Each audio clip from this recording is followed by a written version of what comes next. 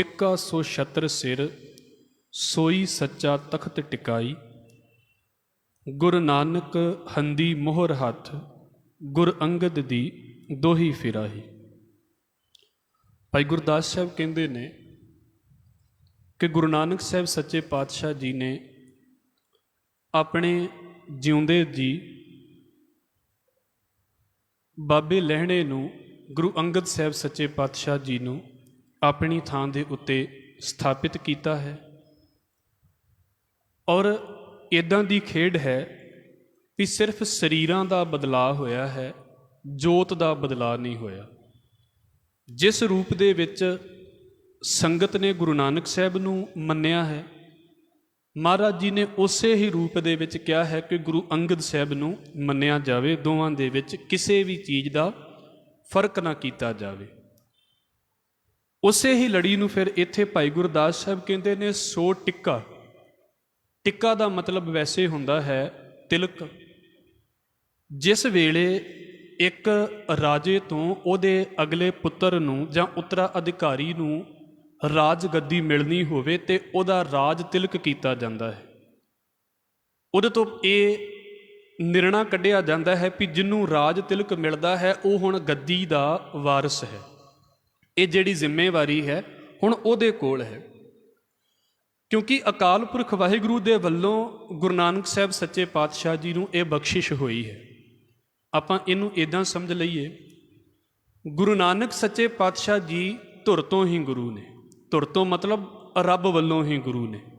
इहदा हवाला भी भाई गुरदास साहब ने बोलिया कि बाबे नूं दुनिया दे बाकी फकीरां दे वांग, बाकी रहबरां दे वांग उन्हां नूं घर छड्ड के ते इस करके भगती नहीं करनी पई भी मैनूं कुछ हासिल हो जाए। ये चीज़ां सतगुरु गुरु नानक साहब दे अंदर पहलां तो ही ने। असीं बचन पढ़िया सी, पहलां बाबे पाया बख्शदार, पिछों दे फिर घाल कमाई।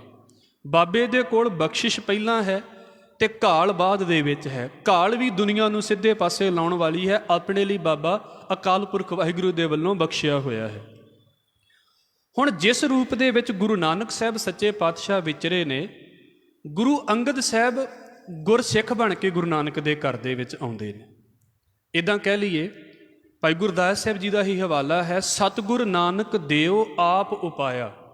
कहते भी गुरु नानक साहब तो इदां है भी जिद्दां अकाल पुरख वाहिगुरू ने आप ही अपना रूप पैदा किया होवे, पर उस गुरु नानक साहब की शरण दे विच गुर अंगद गुरसिख बबाणे आया। इस बाबे दे घर दे विच गुरु नानक साहब दे घर दे विच गुरु अंगद साहब सच्चे पातशाह गुरसिख बन के आया है। इनू इदां भी समझ लईए, गुरु नानक ते गुरु अंगद साहब सच्चे पातशाह दे विच कोई फर्क नहीं है, पर एक समा है जिस वेले गुरु अंगद साहब गुरु नानक साहब की सेवा करते हैं। सिख किस मुरातबे दे उत्ते, किस पदवी दे उत्ते पहुँच जाता है, ये भाव सानू उहदे विचों सीखण दे लिए मिलिया। और कई इनू इदां भी कहते हुंदे ने कि भाई असल दे विच जदों असीं साडे सिद्धांत दे विच इस गल नूं पढ़दे हां ना भी शब्द गुरु है तो सुरत चेला है, तो सिख दा काम है भी जिहड़ा सिख है ना वो सुरत है। जां इदां कह लीए भी गुरु की सेवा किदां करनी है, सिख हो के सेवा करनी है। तो असल दे विच साडे सामने एक खेड अकाल पुरख वाहिगुरू ने वरता दी है भी गुरु नानक साहब की सेवा करन दे लई सिख भी गुरु अंगद साहब वर्गा होना चाहिए है। ये साडे लई प्रैक्टिकल करके विखा दिता है दुनिया के उत्ते भी जे असीं गुरु नानक साहब दे नाल जुड़े हाँ तो सेवा बाबे लैणे वर्गी होवे। टिक्के का मतलब हो गया वो तिलक जिहड़ा एक राजे तो बाद उहदे अगले उत्तराधिकारी नूं मिलदा है।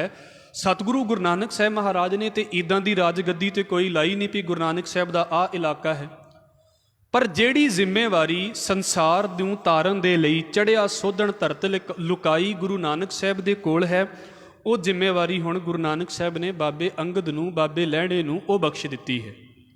मैं कल भी बेनती कीती सी कि गुरु अंगद साहब दे दोवें नाम गुरु ग्रंथ साहब महाराज दे विच आउंदे ने। बाबा लहणा भी उन्हां दा नाम आउंदा है, लहणे दी फेर आई है, नानका दोही खट्टी है, जोत ओहा जुगत साए शह काया फेर पलटी है। तो गुरु अंगद दियो निधान, गुरु अंगद साहब सच्चे पातशाह का नाम भी उन्हां दा आ जाता है। भाई गुरदास साहब कह रहे भी जो जिम्मेवारी, जो राइट, जो गल्लां ਗੁਰੂ ਨਾਨਕ ਸਾਹਿਬ ਦੇ ਕੋਲ ਸੀ ਸੋ ਟਿੱਕਾ ਸੋ ਛਤਰ ਸਿਰ। ਉਹੀ ਹੁਣ ਕੀ ਹੈ, ਉਹੀ ਤਖਤ ਗੁਰੂ ਅੰਗਦ ਸਾਹਿਬ ਦੇ ਕੋਲ ਆ ਗਿਆ। ਸ਼ਬਦ ਵੇਖੋ, ਗੁਰੂ ਨਾਨਕ ਹੰਦੀ ਮੋਹਰ ਹੱਥ। ਮੋਹਰ ਦਾ ਮਤਲਬ ਹੁੰਦਾ ਹੈ ਸਟੈਂਪ। ਜਿੱਦਾਂ ਇੱਕ ਦਫ਼ਤਰ ਦੀ ਇੱਕ ਖਾਸ ਸਟੈਂਪ ਹੁੰਦੀ ਹੈ ਵੀ ਜਿਹਦੇ ਤੋਂ ਪਤਾ ਲੱਗ ਜਾਂਦਾ ਵੀ ਇਸ ਦਫ਼ਤਰ ਦਾ ਆ ਜੋ ਹੈ ਉਹ ਮੋਹਰ ਹੈ। ਬੈਂਕ ਦੇ ਵਿੱਚ ਗਏ, ਉਹਨਾਂ ਸਟੈਂਪ ਲਾ ਦਿੱਤੀ ਵੀ ਪਤਾ ਲੱਗ ਗਿਆ ਜੀ ਇਸ ਬੈਂਕ ਦੀ ਆ ਸਟੈਂਪ ਹੈ। ਉੱਥੇ ਬੈਠੇ ਬੰਦੇ ਬਦਲਦੇ ਰਹਿੰਦੇ ਨੇ, ਕੈਸ਼ੀਅਰ ਬਦਲ ਗਏ, ਕੋਈ ਹੋਰ ਬਦਲ ਗਿਆ, ਪਰ ਸਟੈਂਪ ਨਹੀਂ ਬਦਲਦੀ, ਉਹ ਸਟੈਂਪ ਉਹੀ ਰਹਿ ਜਾਂਦੀ ਹੈ।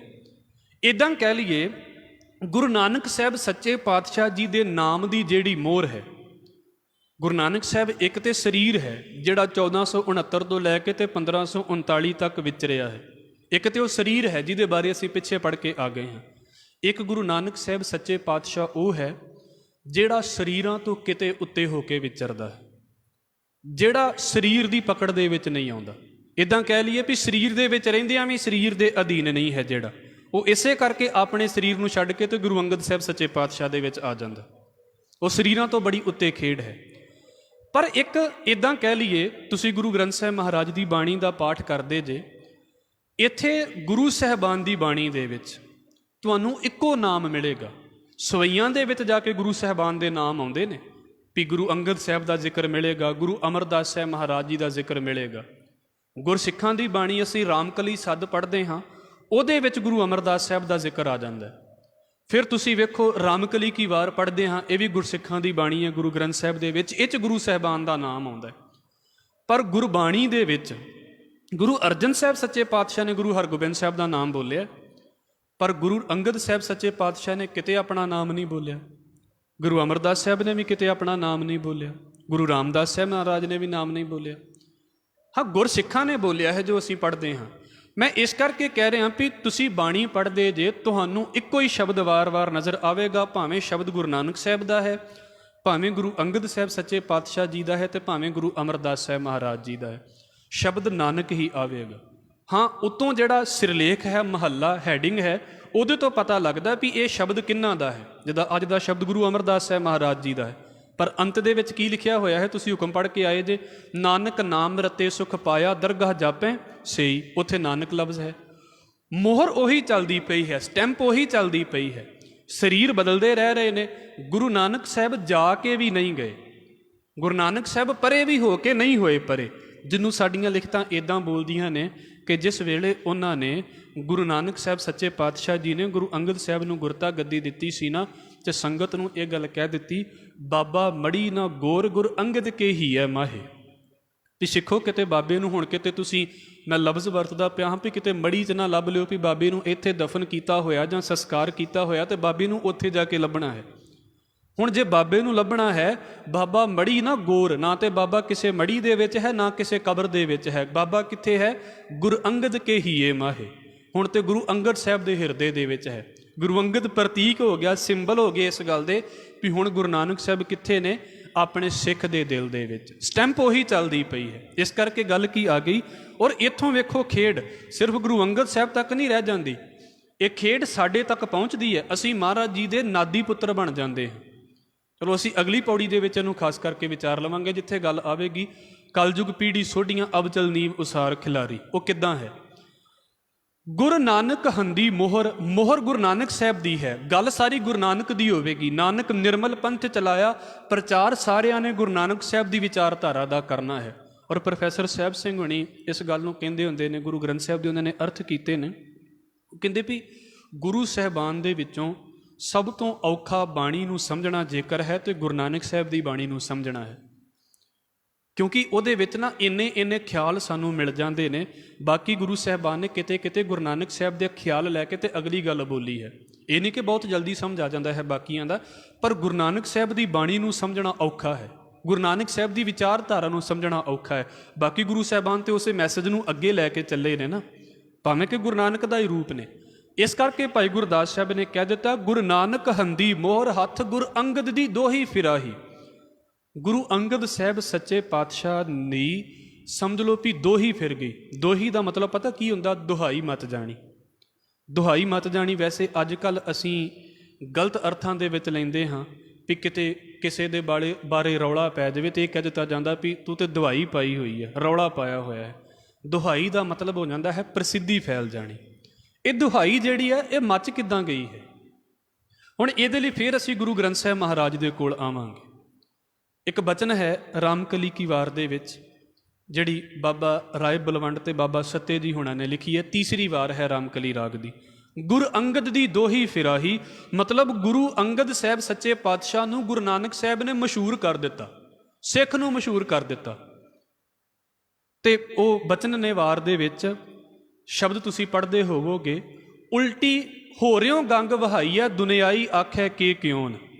ਹੋਰ ਹੀ ਪਾਸੇ ਤੋਂ ਗੰਗਾ ਵਗਾ ਦਿੱਤੀ।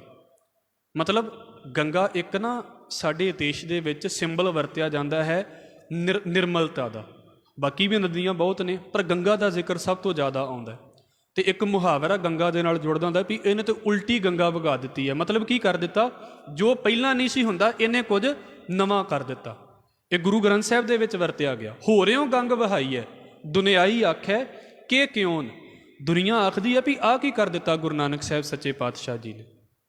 ਹੋਰਿਓਂ ਗੰਗ ਵਹਾਈ ਹੈ ਦੁਨਿਆਈ ਆਖੈ ਕਿਉਂ। ਨਾਨਕ ਈਸ਼ਰ ਜਗਨਾਥ ਉੱਚ ਹੱਦੀ ਵੈਣ ਵਿਰ ਕਿਉਂ। ਕਹਿੰਦੇ ਵੀ ਜਗਤ ਦੇ ਮਾਲਕ ਗੁਰੂ ਨਾਨਕ ਸਾਹਿਬ ਸੱਚੇ ਪਾਤਸ਼ਾਹ ਨੇ ਉੱਚੀ ਹੱਦ ਦਾ ਮਤਲਬ ਬੜਾ ਉੱਚਾ ਬੋਲ ਬੋਲਿਆ ਹੈ। ਮਾਧਾਣਾ ਪਰਬਤ ਕਰ ਨੇਤਰ ਬਾਸਕ ਸ਼ਬਦ ਰਿੜਕਿਉਨ। ਜਿੱਦਾਂ ਇੱਕ ਸਾਡੇ ਮਿਥਿਹਾਸ ਦੇ ਵਿੱਚ ਗੱਲ ਬੋਲੀ ਜਾਂਦੀ ਹੈ ਕਿ ਦੇਵਤਿਆਂ ਤੇ ਰਾਖਸ਼ਾਂ ਨੇ ਮਿਲ ਕੇ ਤੇ ਸਮੁੰਦਰ ਰਿੜਕਿਆ ਤੇ ਉਹਦੇ ਵਿੱਚੋਂ 14 ਰਤਨ ਨਿਕਲੇ। ਤੇ ਉਹ ਬਾਬਾ ਬਲਵੰਡ ਤੇ ਬਾਬਾ ਸੱਤਾ ਜੀ ਪਤਾ ਕੀ ਕਹਿੰਦੇ ਨੇ? ਕਹਿੰਦੇ ਮਹਾਰਾਜ ਗੁਰੂ ਨਾਨਕ ਸਾਹਿਬ ਨੇ ਵੀ ਰਿੜਕਿਆ। ਉਹਨਾਂ ਨੇ ਸਮੁੰਦਰ ਨਹੀਂ ਰਿੜਕਿਆ, ਉਹਨਾਂ ਨੇ ਆਪਣੀ ਸੁਰਤ ਨੂੰ ਰਿੜਕਿਆ, ਆਪਣੀ ਜਿਹੜੀ ਵਿਚਾਰ ਹੈ ਨਾ ਇਹਨੂੰ ਰਿੜਕਿਆ ਹੈ। ਮਾਧਾਣਾ ਪਰਬਤ ਕਰ ਨੇਤਰ ਬਾਸਕ ਸ਼ਬਦ ਰਿੜਕਿਉਨ। ਤੁਸੀਂ ਉਹ ਸਾਰੀ ਚੀਜ਼ਾਂ ਸੁਣੀਆਂ ਹੋਣਗੀਆਂ ਵੀ ਮਧਾਣੀ ਜਿਹੜੀ ਉਹਨਾਂ ਨੇ ਪਾਈ ਹੋਈ ਸੀ ਤੇ ਉਹਨੂੰ ਰੱਸੀ ਦੇ ਨਾਲ ਜਿਹੜੀ ਨੂੰ ਘੁਮਾਇਆ ਸੀ ਨਾ, ਉਹ ਬਾਸ਼ਕ ਨਾਗ ਦੇ ਨਾਲ ਘੁਮਾਇਆ ਸੀ। ਔਰ ਰੱਸੀ ਨੂੰ ਫੜਨ ਦੇ ਲਈ, ਗ੍ਰਿਪ ਕਰਨ ਦੇ ਲਈ ਜਿਹੜੀਆਂ ਉਹ ਈਟੀਆਂ ਹੁੰਦੀਆਂ ਨੇ, ਉਹ ਇੱਦਾਂ ਕਹਿ ਲਈਏ ਜਿਹੜੇ ਨੇਤਰੇ ਹੁੰਦੇ ਨੇ। ਨੇਤਰ ਬਾਸਕ ਸ਼ਬਦ ਰਿੜਕਿਉਨ ਮਤਲਬ ਜਿਹੜਾ ਮਨ ਸੱਪ ਦੇ ਵਾਂਗ ਕਦੀ ਇੱਧਰ ਉੱਧਰ ਫਿਰਦਾ ਰਹਿੰਦਾ ਨਾ, ਮਹਾਰਾਜ ਨੇ ਉਹਨੂੰ ਚੰਗੀ ਤਰ੍ਹਾਂ ਹੱਥ ਦੇ ਵਿੱਚ ਫੜ ਲਿਆ। ਮਾਧਾਣਾ ਪਰਬਤ ਕਰ, ਆਪਣੀ ਸੁਰਤ ਨੂੰ ਮਧਾਣੀ ਜਿਹੜਾ ਹੈ ਉਹ ਪਰਬਤ ਵਰਗਾ ਉੱਚਾ ਕਰ ਦਿੱਤਾ। ਨੇਤਰ ਬਾਸਕ ਸ਼ਬਦ ਰਿੜਕਿਉਨ 14 ਰਤਨ ਨਿਕਾਲੇ ਹਨ। ਸਮੁੰਦਰ ਦੇ ਵਿੱਚੋਂ ਦੇਵਤਿਆਂ ਨੇ 14 ਰਤਨ ਕੱਢੇ, ਬਾਬੇ ਨੇ ਕਿਸੇ ਹੋਰ ਥਾਂ ਤੋਂ ਰਤਨ ਨਹੀਂ ਕੱਢੇ, ਬਾਬੇ ਨੇ ਆਪਣੀ ਸੁਰਤ ਦੇ ਵਿੱਚੋਂ ਰਤਨ ਕੱਢੇ ਨੇ। 14 ਰਤਨ ਨਿਕਾਲੇ ਹਨ, ਕਿਤੋਂ ਬਾਹਰ ਨਹੀਂ। ਆਪ ਜੀ ਪੜ੍ਹਦੇ ਹੋ ਇਹਨੂੰ ਜਪਜੀ ਸਾਹਿਬ ਦੇ ਅੰਦਰ, ਮੱਤ ਵਿੱਚ ਰਤਨ ਜਵਾਹਰ ਮਾਣਿਕ ਜੇ ਇੱਕ ਗੁਰ ਕੀ ਸਿੱਖ ਸੁਣੀ। ਜੇ ਗੁਰੂ ਦੀ ਇੱਕ ਵੀ ਸਿੱਖਿਆ ਨੂੰ ਚੰਗੀ ਤਰ੍ਹਾਂ ਸੁਣ ਲਿਆ ਹੈ ਤੇ ਸਮਝ ਲਓ ਵੀ ਮੱਤ ਦੇ ਵਿੱਚ ਹੀ ਸਾਰਾ ਕੁਝ ਪੈਦਾ ਹੋ ਗਿਆ। 14 ਰਤਨ ਨਿਕਾਲਿਓਨ ਕਰ ਆਵਾ ਗੌਣ ਚਿਲਕਿਓਨ। ਹੁਣ ਵੇਖੋ ਅੱਗੇ ਗੁਰੂ ਅੰਗਦ ਸਾਹਿਬ ਦੀ ਗੱਲ ਸ਼ੁਰੂ ਹੋ ਗਈ। ਕੁਦਰਤ ਇਹ ਵੇਖਾਲੀਅਨ ਜਿਣ ਐਵਡ ਪਿੱਡ ਠਿਣਕਿਓਨ। ਕੁਦਰਤ ਦਾ ਮਤਲਬ ਤਾਕਤ ਹੋ ਗਿਆ ਵੀ ਇਹੋ ਜੀ ਤਾਕਤ ਹੁਣ ਗੁਰੂ ਨਾਨਕ ਸਾਹਿਬ ਨੇ ਵਿਖਾ ਦਿੱਤੀ ਹੈ। ਪਹਿਲਾਂ ਤੇ ਉਸ ਗੁਰੂ ਨਾਨਕ ਨੇ ਗੁਰੂ ਅੰਗਦ ਸਾਹਿਬ ਦਾ ਭਰੋਸਾ ਜਿੱਤਿਆ ਹੈ। ਇਹ ਫਿਰ ਇੱਥੇ ਗੱਲ ਆ ਗਈ। ਮੈਂ ਤੁਹਾਨੂੰ ਕਹੀ ਜਾਵਾਂ ਵੀ ਗੁਰੂ ਗ੍ਰੰਥ ਸਾਹਿਬ ਮਹਾਰਾਜ ਨੂੰ ਮੱਥਾ ਟੇਕੋ, ਮੈਂ ਕੌਣ ਹਾਂ ਕਹਿਣ ਵਾਲਾ? ਚਲੋ ਸਾਨੂੰ ਤੇ ਘਰਾਂ ਦੇ ਵਿੱਚੋਂ ਸਿੱਖਿਆ ਮਿਲ ਜਾਂਦੀ ਹੈ, ਵਾਹਿਗੁਰੂ ਬਣਿਆ ਰਵੇ। ਸਮਝ ਕੇ ਮੱਥਾ ਟੇਕਣਾ ਤੇ ਵੇਖ ਵੇਖ ਕੇ ਮੱਥਾ ਟੇਕਣਾ, ਫਰਕ ਹੈ ਇਹਨਾਂ ਗੱਲਾਂ ਦੇ ਵਿੱਚ। ਸਮਝ ਕੇ ਜਦੋਂ ਮੱਥਾ ਟੇਕਦੇ ਹਾਂ ਫਿਰ ਮੱਥਾ ਸਾਡਾ ਟੇਕਿਆ ਜਾਂਦਾ ਹੈ, ਸਾਡਾ ਸੀਸ ਝੁਕ ਜਾਂਦਾ ਹੈ। ਜਦੋਂ ਅਸੀਂ ਸਮਝ ਕੇ ਨਹੀਂ ਨਾ ਟੇਕਦੇ, ਮਾਫ਼ ਕਰਨਾ, ਫਿਰ ਉਹ ਸਾਡਾ ਬਾਕੀਆਂ ਵਾਲਾ ਖਿਆਲ ਹੋ ਜਾਂਦਾ ਹੈ, ਜਿਹਨੂੰ ਅਸੀਂ ਭਾਈ ਰਣਧੀਰ ਸਿੰਘ ਦੇ ਹਵਾਲੇ ਦੇ ਨਾਲ ਕਈ ਵਾਰ ਕਹਿੰਦੇ ਹੁੰਦੇ ਹਾਂ ਵੀ ਉਹਨਾਂ ਨੂੰ ਸਵਾਲ ਕੀਤਾ ਵੀ ਸਿੱਖ ਜਿਹੜਾ ਹੈ ਉਹ ਮੂਰਤੀ ਪੂਜਾ ਤਾਂ ਨਹੀਂ ਕਰਦਾ ਕਿਤੇ ਮੱਥਾ ਟੇਕ ਕੇ?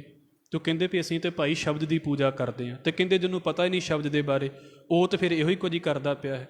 ਤੇ ਉਹ ਕਹਿੰਦੇ ਤੁਹਾਨੂੰ ਉਹ ਸਿੱਖ ਲੱਗਦਾ ਜਿਹੜਾ ਬੰਦਾ ਸ਼ਬਦ ਨੂੰ ਸਮਝਦਾ ਨਹੀਂ ਤੇ ਉੱਦਾਂ ਹੀ ਮੱਥਾ ਟੇਕੀ ਜਾਂਦਾ? ਉਹ ਸਿੱਖ ਕਾਹਦਾ ਹੋਇਆ ਜਿਹਨੂੰ ਸ਼ਬਦ ਦੀ ਸਮਝ ਹੀ ਨਹੀਂ। ਕੁਦਰਤ ਇਹ ਵਿਖਾਲੀਆਂ। ਪਹਿਲਾਂ ਤੇ ਬਾਬੇ ਨੇ ਇਹ ਕੁਦਰਤ ਵਿਖਾਈ ਹੈ ਜਿਣ ਐਵਡ ਪਿੱਡ ਠਿਣਕਿਓਨ। ਪਹਿਲਾਂ ਤੇ ਉਹਨੇ ਬਾਬੇ ਲੈਣੇ ਦਾ ਦਿਲ ਜਿੱਤ ਲਿਆ ਵੀ ਹਾਂ ਮੇਰਾ ਬਾਬਾ ਇਹੋ ਹੀ ਹੈ। ਅਸੀਂ ਸੁਣਦੇ ਆ ਨਾ ਸਾਖੀ ਦੇ ਵਿੱਚ ਵੀ ਸੰਗੀ ਕਹਿੰਦੇ ਨੇ ਵੀ ਚੱਲ ਭਾਈ ਅੱਗੇ ਚੱਲੀਏ, ਤੂੰ ਤੇ ਸਾਡੇ ਨਾਲ ਘਰੋਂ ਵੈਸ਼ਨੋ ਦੇਵੀ ਤੇ ਜਾਣ ਲਈ ਤੁਰਿਆ ਸੀ। ਉਹ ਕਹਿੰਦਾ ਵੀ ਨਹੀਂ, ਆਪਣਾ ਟਿਕਾਣਾ ਇੱਥੇ ਹੀ ਹੈ, ਹੁਣ ਤੇ ਆਪਾਂ ਇੱਥੇ ਹੀ ਰਵਾਂਗੇ। ਜਿਣ ਐਵਡ ਪਿੱਡ ਠਿਣਕਿਓਨ, ਤੇ ਚੰਗੀ ਤਰ੍ਹਾਂ ਠਣਕਾਇਆ ਹੈ। ਫਿਰ ਜਿੱਦਾਂ ਮਿੱਟੀ ਦਾ ਬਰਤਨ ਖਰੀਦਣ ਲੱਗਿਆ ਉਹਨਾਂ ਨੂੰ ਟਣਕਾਇਆ ਜਾਂਦਾ ਹੁੰਦਾ ਸੀ, ਜਿਹਦੇ ਵਿੱਚੋਂ ਚੰਗੀ ਆਵਾਜ਼ ਨਿਕਲੇ। ਉਹ ਪੱਕਿਆ ਹੋਇਆ ਬਰਤਨ ਮੰਨਿਆ ਜਾਂਦਾ। ਕੱਚਾ ਹੋਵੇ ਤਾਂ ਉਹਦੇ ਵਿੱਚ ਪਾਣੀ ਪਾਵਾਂਗੇ, ਸਿਲ ਸਿਲ ਕੇ ਬਾਹਰ ਨਿਕਲ ਆਉਂਦਾ ਪਾਣੀ, ਪਾਣੀ ਚੋਣ ਲੱਗ ਪੈਂਦਾ। ਪੱਕਾ ਹੋਵੇਗਾ ਤਾਂ ਪਾਣੀ ਲੀਕ ਨਹੀਂ ਹੋਵੇਗਾ। ਇੱਦਾਂ ਜਿੱਦਾਂ ਨਵਾਂ ਭਾਂਡਾ ਖਰੀਦਣ ਲੱਗਿਆਂ, ਖਾਸ ਕਰਕੇ ਮਿੱਟੀ ਦਾ ਬਰਤਨ ਖਰੀਦਣ ਲੱਗਿਆਂ, ਉਹਨੂੰ ਚੰਗੀ ਤਰ੍ਹਾਂ ਪਹਿਲਾਂ ਟਣਕਾਇਆ ਜਾਂਦਾ ਹੈ ਨਾ, ਬਾਬੇ ਨੇ ਇੱਦਾਂ ਬਾਬੇ ਲਹਿਣੇ ਨੂੰ ਪਹਿਲਾਂ ਟਣਕਾਇਆ ਹੈ। ਐਵੇਂ ਨਹੀਂ ਗੁਰਤਾ ਗੱਦੀ ਗੁਰੂ ਅੰਗਦ ਸਾਹਿਬ ਦੇ ਕੋਲ ਆ ਗਈ, ਸਿੱਖ ਦੇ ਉੱਤੇ ਐਵੇਂ ਕਿਰਪਾ ਨਹੀਂ ਵਰਤ ਗਈ। ਅਸਲ ਦੇ ਵਿੱਚ ਜਿਣ ਐਵਡ ਪਿੱਡ ਠਿਣ ਕਿਉਨ, ਤੇ ਫਿਰ ਨਾਲ ਕੀ ਕੀਤਾ ਉਹਨਾਂ ਨੇ ਇਹ ਗੱਲ ਕਹੀ ਕਿ ਜੋਤ ਸਮਾਣੀ ਜੋਤ ਮਾਹੇ ਆਪ ਆਪੇ ਛੇਤੀ ਮਿਕਿਓਨ। ਜਿੱਦਾਂ ਖੇਡਦੇ ਹੁੰਦੇ ਸੀ ਬੱਚੇ, ਤੇ ਉਹਨਾਂ ਨੇ ਕੀ ਕਰਨਾ ਵੀ ਪਹਿਲਾਂ ਆਪਸ ਦੇ ਵਿੱਚ ਖਿਡਾਰੀ ਵੰਡ ਲਏ ਜਾਂਦੇ ਸੀ ਵੀ ਇੰਨੇ ਖਿਡਾਰੀ ਤੁਹਾਡੇ ਤੇ ਇੰਨੇ ਖਿਡਾਰੀ ਸਾਡੇ, ਪਰ ਉਹਨਾਂ ਖਿਡਾਰੀਆਂ ਨੂੰ ਇੱਕ ਲਾਈਨ ਦੇ ਵਿੱਚ ਇਕੱਠਾ ਕਰ ਦਿੱਤਾ ਜਾਂਦਾ ਵੀ ਦੋ ਦੋ ਆਈ ਜਾਓ, ਇੱਕ ਤੇਰੇ ਵੱਲ ਹੋਈ ਜਾਵੇਗਾ, ਇੱਕ ਦੂਸਰੇ ਦੇ ਵੱਲ ਹੋਈ ਜਾਵੇਗਾ। ਜਿੱਦਾਂ ਆਪਸ ਦੇ ਵਿੱਚ ਖਿਡਾਰੀ ਖੇਡਦੇ ਨੇ ਨਾ, ਇੱਦਾਂ ਦਾਤਾਰ ਕਹਿੰਦੇ ਵੀ ਬਾਬਾ ਗੁਰੂ ਅੰਗਦ ਸਾਹਿਬ ਦੇ ਬਰਾਬਰ ਦਾ ਹੋ ਕੇ ਆਇਆ ਵੀ ਆ ਵੇਖੋ, ਆ ਵੀ ਮੇਰੇ ਹੀ ਵਰਗਾ ਹੈ। ਲਹਿਣੇ ਧਰਿਓਨ ਛੱਤ ਸਿਰ ਅਸਮਾਨ ਕਿਆੜਾ ਛਕਿਓਨ। ਬਾਬੇ ਲਹਿਣੇ ਦੇ ਸਿਰ ਦੇ ਉੱਤੇ ਗੁਰੂ ਨਾਨਕ ਸਾਹਿਬ ਸੱਚੇ ਪਾਤਸ਼ਾਹ ਜੀ ਨੇ ਆਪਣਾ ਛਤਰ ਜਿਹੜਾ ਹੈ ਉਹ ਟਿਕਾ ਦਿੱਤਾ। ਤੇ ਕਿੱਦਾਂ ਹੈ? ਅਸਮਾਨ ਕਿਆੜਾ ਛਕਿਓਨ। ਵੈਸੇ ਇਹਦੇ ਅਰਥ ਕਈਆਂ ਨੇ ਇੱਦਾਂ ਕੀਤੇ ਨੇ, ਉਹ ਕਹਿੰਦੇ ਤੁਸੀਂ ਕਿਤੇ ਵੇਖੋਗੇ ਨਾ, ਜਿੱਦਾਂ ਕਿਸੇ ਨੂੰ ਗਰਦਨ ਤੋਂ ਫੜ ਕੇ ਤੇ ਬਿਲਕੁਲ ਇੱਕਦਮ ਉੱਚਾ ਕਰ ਦਿੱਤਾ ਜਾਵੇ ਨਾ, ਗੁਰੂ ਨਾਨਕ ਸਾਹਿਬ ਸੱਚੇ ਪਾਤਸ਼ਾਹ ਜੀ ਨੇ ਬਾਬੇ ਲਹਿਣੇ ਨੂੰ ਇੱਦਾਂ ਸੰਸਾਰ ਦੇ ਵਿੱਚ ਪ੍ਰਗਟ ਕਰ ਦਿੱਤਾ। ਆਪਣੇ ਘਰਾਂ ਦੇ ਵਿੱਚ ਬੱਚੇ ਹੁੰਦੇ ਨੇ ਨਾ, ਤੇ ਉਹਨਾਂ ਨੂੰ ਚੁੱਕ ਕੇ ਤੇ ਬੰਦਾ ਬਿਲਕੁਲ ਬਾਹਾਂ ਦੇ ਉੱਤੇ ਕੱਢ ਕੇ ਤੇ ਉੱਤੇ ਲੈ ਗਿਆ, ਤੇ ਬੱਚੇ ਨੂੰ ਇੱਕਦਮ ਹੀ ਜ਼ਮੀਨ ਤੋਂ ਜਿਹੜਾ ਹੈ ਆਕਾਸ਼ ਦੇ ਵਿੱਚ ਪਹੁੰਚਾ ਦਿੱਤਾ। ਇਹਦਾ ਭਾਵ ਕੀ ਹੈ? ਬਾਬੇ ਲਹਿਣੇ ਨੂੰ ਜਿਹੜਾ ਹੈ ਅਸਮਾਨ ਕਿਆੜਾ ਛਕਿਓਨ, ਭਾਵ ਕਿ ਅਸਮਾਨ ਤੱਕ ਗੁਰੂ ਅੰਗਦ ਸਾਹਿਬ ਦੀ ਪਹੁੰਚ ਕਰ ਦਿੱਤੀ। ਉਹਨੂੰ ਇੱਥੇ ਭਾਈ ਗੁਰਦਾਸ ਸਾਹਿਬ ਨੇ ਬੋਲਿਆ, ਗੁਰ ਨਾਨਕ ਹੰਦੀ ਮੋਹਰ ਹੱਥ। ਭਾਈ ਸਟੈਂਪ ਗੁਰੂ ਨਾਨਕ ਸਾਹਿਬ ਦੀ ਹੈ, ਪਰ ਕੀ ਹੈ? ਗੁਰੂ ਅੰਗਦ ਦੀ ਦੋਹੀ ਫਿਰਾਈ, ਦੋਹੀ ਗੁਰੂ ਅੰਗਦ ਸਾਹਿਬ ਦੀ ਫਿਰਦੀ ਪਈ ਹੈ। ਇਹਨੂੰ ਇੱਦਾਂ ਵੀ ਮੰਨਿਆ ਜਾਂਦਾ ਹੈ ਕਿ ਵੇਖੋ, ਗੱਲ ਤੇ ਗੁਰੂ ਨਾਨਕ ਦੀ ਕਰਨੀ ਹੈ, ਪਰ ਮਾਣ ਗੁਰੂ ਅੰਗਦ ਸਾਹਿਬ ਨੂੰ ਮਿਲ ਗਿਆ, ਜਿਹਨੂੰ ਗੁਰੂ ਰਾਮਦਾਸ ਸਾਹਿਬ ਇੱਦਾਂ ਕਹਿੰਦੇ ਨੇ, ਜੋ ਹਮਰੀ ਬਿਦ ਹੋਤੀ ਮੇਰੇ ਸਤਿਗੁਰਾ ਸਾਬਿਦ ਤੁਮ ਹਰ ਜਾਣੋ ਆਪੇ। ਹਮ ਰੁਲਤੇ ਫਿਰਤੇ ਕੋਈ ਬਾਤ ਨਾ ਪੂਛਤਾ ਗੁਰ ਸਤਿਗੁਰ ਸੰਗ ਕੀਰੇ ਹਮ ਥਾਪੇ। ਵੀ ਗੱਲ ਤੇ ਤੇਰੀ ਹੈ, ਵੀ ਗੱਲ ਤੇ ਗੁਰੂ ਨਾਨਕ ਦੀ ਹੈ, ਪਰ ਮੈਂ ਕਰਨ ਕਰਕੇ ਹੀ ਮਾਣ ਵਾਲਾ ਹੋ ਗਿਆ ਹਾਂ ਬਸ। ਨਹੀਂ ਤੇ ਮੇਰੀ ਕੀ ਹਾਲਤ ਹੈ ਵੀ ਮੈਂ ਤੇ ਕਿਸੇ ਨੂੰ ਕੋਈ ਗੱਲ ਦੱਸ ਸਕਾਂ। ਗੁਰੂ ਅੰਗਦ ਦੀ ਦੋਹੀ ਫਿਰਾਹੀ। ਇਸੇ ਕਰਕੇ ਗੁਰੂ ਅਰਜਨ ਸਾਹਿਬ ਕਦੀ ਨਹੀਂ ਕਹਿੰਦੇ ਵੀ ਸੱਚੇ ਪਾਤਸ਼ਾਹ ਮੈਂ ਕੁਝ ਕੀਤਾ ਹੈ। ਉਹ ਹਮੇਸ਼ਾ ਇਹੀ ਕਹਿੰਦੇ ਨੇ ਕਿ ਉਹ ਨਾਨਕ ਸਭ ਤੇਰੀ ਵਡਿਆਈ, ਕੋਈ ਨਾਉ ਨਾ ਜਾਣੈ ਮੇਰਾ। ਅਤੇ ਤੂੰ ਮਾਣ ਦੇਤਾ ਹੈ ਤੇ ਅਸੀਂ ਇੰਨੇ ਉੱਚੇ ਹੋ ਗਏ ਨੇ, ਤੇ ਸਾਡੇ ਪੱਲੇ ਕੀ ਹੈ? ਗੁਰੂ ਨਾਨਕ ਹੰਦੀ ਮੋਹਰ ਹੱਥ। ਮੋਹਰ ਗੁਰੂ ਨਾਨਕ ਦੀ ਹੈ, ਗੱਲ ਸਾਰੀ ਗੁਰੂ ਨਾਨਕ ਸੱਚੇ ਪਾਤਸ਼ਾਹ ਦੀ ਹੈ, ਪਰ ਵਡਿਆਈ ਕਿਹਦੀ ਹੋ ਗਈ? ਹੁਣ ਵਡਿਆਈ ਗੁਰੂ ਅੰਗਦ ਸਾਹਿਬ ਦੀ ਹੋਣ ਲੱਗ ਪਈ ਹੈ। ਤੇ ਗੁਰੂ ਨਾਨਕ ਸਾਹਿਬ ਮਹਾਰਾਜ ਜੀ ਨੇ ਇਹ ਗੱਲ ਕਹਿ ਦਿੱਤੀ ਸੀ ਆਪਣੇ ਉਮਰ ਦੇ ਜਿਉਂਦਿਆਂ ਹੀ। ਉਹਨਾਂ ਨੂੰ ਪਤਾ ਸੀ ਵੀ ਪੁੱਤਰ ਜਾਂ ਜਿਹੜੀ ਇੱਥੇ ਰਹਿਣ ਵਾਲੇ ਹੋਰ ਮੇਰੇ ਪਰਿਵਾਰ ਵਾਲੇ ਨੇ ਨਾ, ਮਹਾਰਾਜ ਦਾ ਪਰਿਵਾਰ ਕਰਤਾਰਪੁਰ ਆ ਕੇ ਵਸ ਗਿਆ ਸੀ। ਦਿੱਤਾ ਛੋੜ ਕਰਤਾਰਪੁਰ ਬੈਠ ਖਡੂਰੇ ਜੋਤ ਜਗਾਈ। ਗੁਰੂ ਅੰਗਦ ਸਾਹਿਬ ਜੀ ਦੇ ਇੱਕ ਸਾਡੇ ਕੋਲ ਥੋੜ੍ਹੇ ਜਿਹੇ ਲਿਖਤਾਂ ਦੇ ਹਵਾਲੇ ਨੇ ਇੱਦਾਂ ਦੇ ਕਿ ਜਿਸ ਵੇਲੇ ਗੁਰੂ ਨਾਨਕ ਸਾਹਿਬ ਸੱਚੇ ਪਾਤਸ਼ਾਹ ਜੀ ਨੇ ਗੁਰੂ ਅੰਗਦ ਸਾਹਿਬ ਜੀ ਨੂੰ ਗੁਰਤਾ ਗੱਦੀ ਦੇ ਦਿੱਤੀ, ਤੇ ਕਹਿੰਦੇ ਨੇ ਹੁਣ ਬਾਬਾ ਜਿਹੜਾ ਸੀ, ਬਾਬੇ ਦੀ ਮਰਜ਼ੀ ਕੌਣ ਨਾ ਮੰਨੇ। ਬਾਬੇ ਨੇ ਜੋ ਕਰਨਾ ਸੀ ਉਹਨੇ ਕਰ ਦਿੱਤਾ। ਇਹ ਵੋਟਾਂ ਵਾਲਾ ਰਾਜ ਥੋੜ੍ਹਾ ਸੀ ਵੀ 4 ਜਾਣੇ ਵੋਟਾਂ ਪਾਉਣੀਆਂ ਤੇ ਫਿਰ ਅਸੀਂ ਬਾਬੇ ਨੂੰ ਵੀ ਨਹੀਂ ਮੰਨਦੇ। ਬਾਬੇ ਨੇ ਉਹ ਚੀਜ਼ ਸ਼ੁਰੂ ਹੀ ਨਹੀਂ ਕੀਤੀ ਸੀ। ਬਾਬੇ ਦੀ ਮਰਜ਼ੀ ਚੱਲੀ ਹੈ ਵੀ ਜਿਹੜਾ ਕਾਬਿਲ ਹੈ ਉਹ ਇੱਥੇ ਆ ਕੇ ਬੈਠ ਜਾਵੇਗਾ, ਜੇ ਕਾਬਿਲ ਹੈ ਤਾਂ ਪੁੱਤਰ ਵੀ ਬੈਠ ਜਾਵੇਗਾ, ਜੇ ਕਾਬਿਲ ਨਹੀਂ ਤਾਂ ਪੁੱਤਰ ਵੀ ਨਹੀਂ ਬੈਠੇਗਾ। ਚਲੋ ਉਹਨੂੰ ਅੱਗੇ ਵਿਚਾਰਾਂਗੇ ਅਸੀਂ। ਹੁਣ ਕਹਿੰਦੇ ਨੇ ਵੀ ਜਿਸ ਵੇਲੇ ਗੁਰੂ ਨਾਨਕ ਸਾਹਿਬ ਸੱਚੇ ਪਾਤਸ਼ਾਹ ਜੀ ਗੁਰੂ ਅੰਗਦ ਸਾਹਿਬ ਨੂੰ ਗੁਰਤਾ ਗੱਦੀ ਦੇ ਦਿੱਤੀ, ਤੇ ਉਹਨਾਂ ਦੇ ਜਿਹੜੇ ਪਰਿਵਾਰ ਦੇ ਮੈਂਬਰ ਨੇ, ਤੇ ਉਹਨਾਂ ਨੇ ਆ ਕੇ ਨਾ ਗਿਲਾ ਕੀਤਾ ਵੀ ਮਹਾਰਾਜ ਜੀ ਤੁਸੀਂ ਆਪਣੇ ਪੁੱਤਰਾਂ ਦੇ ਵੱਲ ਵੇਖਿਆ ਨਹੀਂ ਤੇ ਗੱਦੀ ਤੁਸੀਂ ਸੇਵਕ ਨੂੰ ਦੇ ਦਿੱਤੀ ਹੈ। ਇਹ ਬੜੀ ਵੱਖਰੀ ਜੀ ਗੱਲ ਸੀ ਵੀ ਆਪਣੇ ਪਰਿਵਾਰ ਨੂੰ ਛੱਡ ਕੇ ਤੇ ਬਾਹਰ ਦੇ ਬੰਦੇ ਨੂੰ ਆਪਣੀ ਥਾਂ ਦੇ ਉੱਤੇ ਬਿਠਾ ਲੈਣਾ। ਇਹ ਸਾਰਾ ਹਵਾਲਾ ਭਾਈ ਗੁਰਦਾਸ ਸੋਹਣਾ ਨੇ ਵੱਖਰੀਆਂ ਵੱਖਰੀਆਂ ਥਾਵਾਂ 'ਤੇ ਬੋਲਿਆ। ਤੇ ਉਹ ਕਹਿੰਦੇ ਵੀ ਮਹਾਰਾਜ ਤੁਸੀਂ ਆਪਣੇ ਪੁੱਤਰਾਂ ਦਾ ਧਿਆਨ ਹੀ ਨਹੀਂ ਰੱਖਿਆ ਤੇ ਇਹਨਾਂ ਦਾ ਕੀ ਬਣੇਗਾ। ਤੇ ਉੱਥੇ ਨਾ ਜਨਮ ਸਾਖੀਆਂ ਨੇ ਬੋਲ ਲਿਖੇ ਨੇ, ਉਹ ਬੋਲ ਸੁਣਨ ਦੇ ਵਿੱਚ ਵੱਖਰੇ ਜਿਹੇ ਲੱਗ ਸਕਦੇ ਨੇ, ਪਰ ਮਹਾਰਾਜ ਨੇ ਪਤਾ ਕੀ ਕਿਹਾ ਸੀ? ਕਹਿੰਦੇ ਵੀ ਜਿਹੜੇ ਫਕੀਰਾਂ ਦੇ ਘਰ ਦੇ ਕੁੱਤੇ ਹੁੰਦੇ ਨੇ ਨਾ, ਉਹ ਵੀ ਭੁੱਖੇ ਨਹੀਂ ਮਰਦੇ। ਕਹਿਣ ਦਾ ਭਾਵ ਕੀ ਹੈ ਵੀ ਤੁਸੀਂ ਵੇਖਦੇ ਜੇ ਨਾ, ਚਲੋ ਇੱਥੇ ਤੇ ਰਿਵਾਜ਼ ਘੱਟ ਨੇ, ਗੁਰਦੁਆਰਿਆਂ ਦੇ ਵਿੱਚ ਰੱਖੇ ਹੋਏ ਜਾਨਵਰ ਨੇ ਨਾ, ਉਹ ਵੀ ਨਹੀਂ ਕਦੀ ਭੁੱਖੇ ਮਰਦੇ। ਉਹਨਾਂ ਨੂੰ ਮਹਾਰਾਜ ਨੇ ਬੋਲਿਆ, ਜਨਮ ਸਾਖੀ ਵਾਲਿਆਂ ਨੇ ਇਹ ਬੋਲਿਆ ਹੈ ਵੀ ਮਹਾਰਾਜ ਜੀ ਦੇ ਅੱਗੇ ਉਹਨਾਂ ਨੇ ਚਿੰਤਾ ਕੀਤੀ ਨਾ ਵੀ ਇਹਨਾਂ ਦਾ ਕੀ ਬਣੇਗਾ। ਤੇ ਮਹਾਰਾਜ ਕਹਿੰਦੇ ਨੇ ਵੀ ਭਾਈ ਫਕੀਰਾਂ ਦੇ ਘਰ ਦੇ ਤੇ ਕੁੱਤੇ ਭੁੱਖੇ ਨਹੀਂ ਮਰਦੇ, ਤੇ ਫਿਰ ਗੁਰੂ ਦੇ ਪੁੱਤਰ ਨੇ ਕਿਤੇ ਭੁੱਖੇ ਰਹਿ ਜਾਣਗੇ। ਇਹ ਤੇ ਫਿਰ ਗੁਰੂ ਦੇ ਪੁੱਤਰ ਨੇ। ਠੀਕ ਹੈ, ਵਿਚਾਰਧਾਰਾ ਨਹੀਂ ਮਿਲਦੀ, ਉਹ ਇੱਕ ਅਲੱਗ ਗੱਲ ਹੈ, ਪਰ ਬਾਬੇ ਨੇ ਕਹਿ ਦਿੱਤਾ ਬਖਸ਼ਿਸ਼ਾਂ ਇਹਨਾਂ ਤੇ ਵੀ ਹੋਣਗੀਆਂ, ਝੂਠੇ ਇਹ ਵੀ ਨਹੀਂ ਰਹਿਣਗੇ।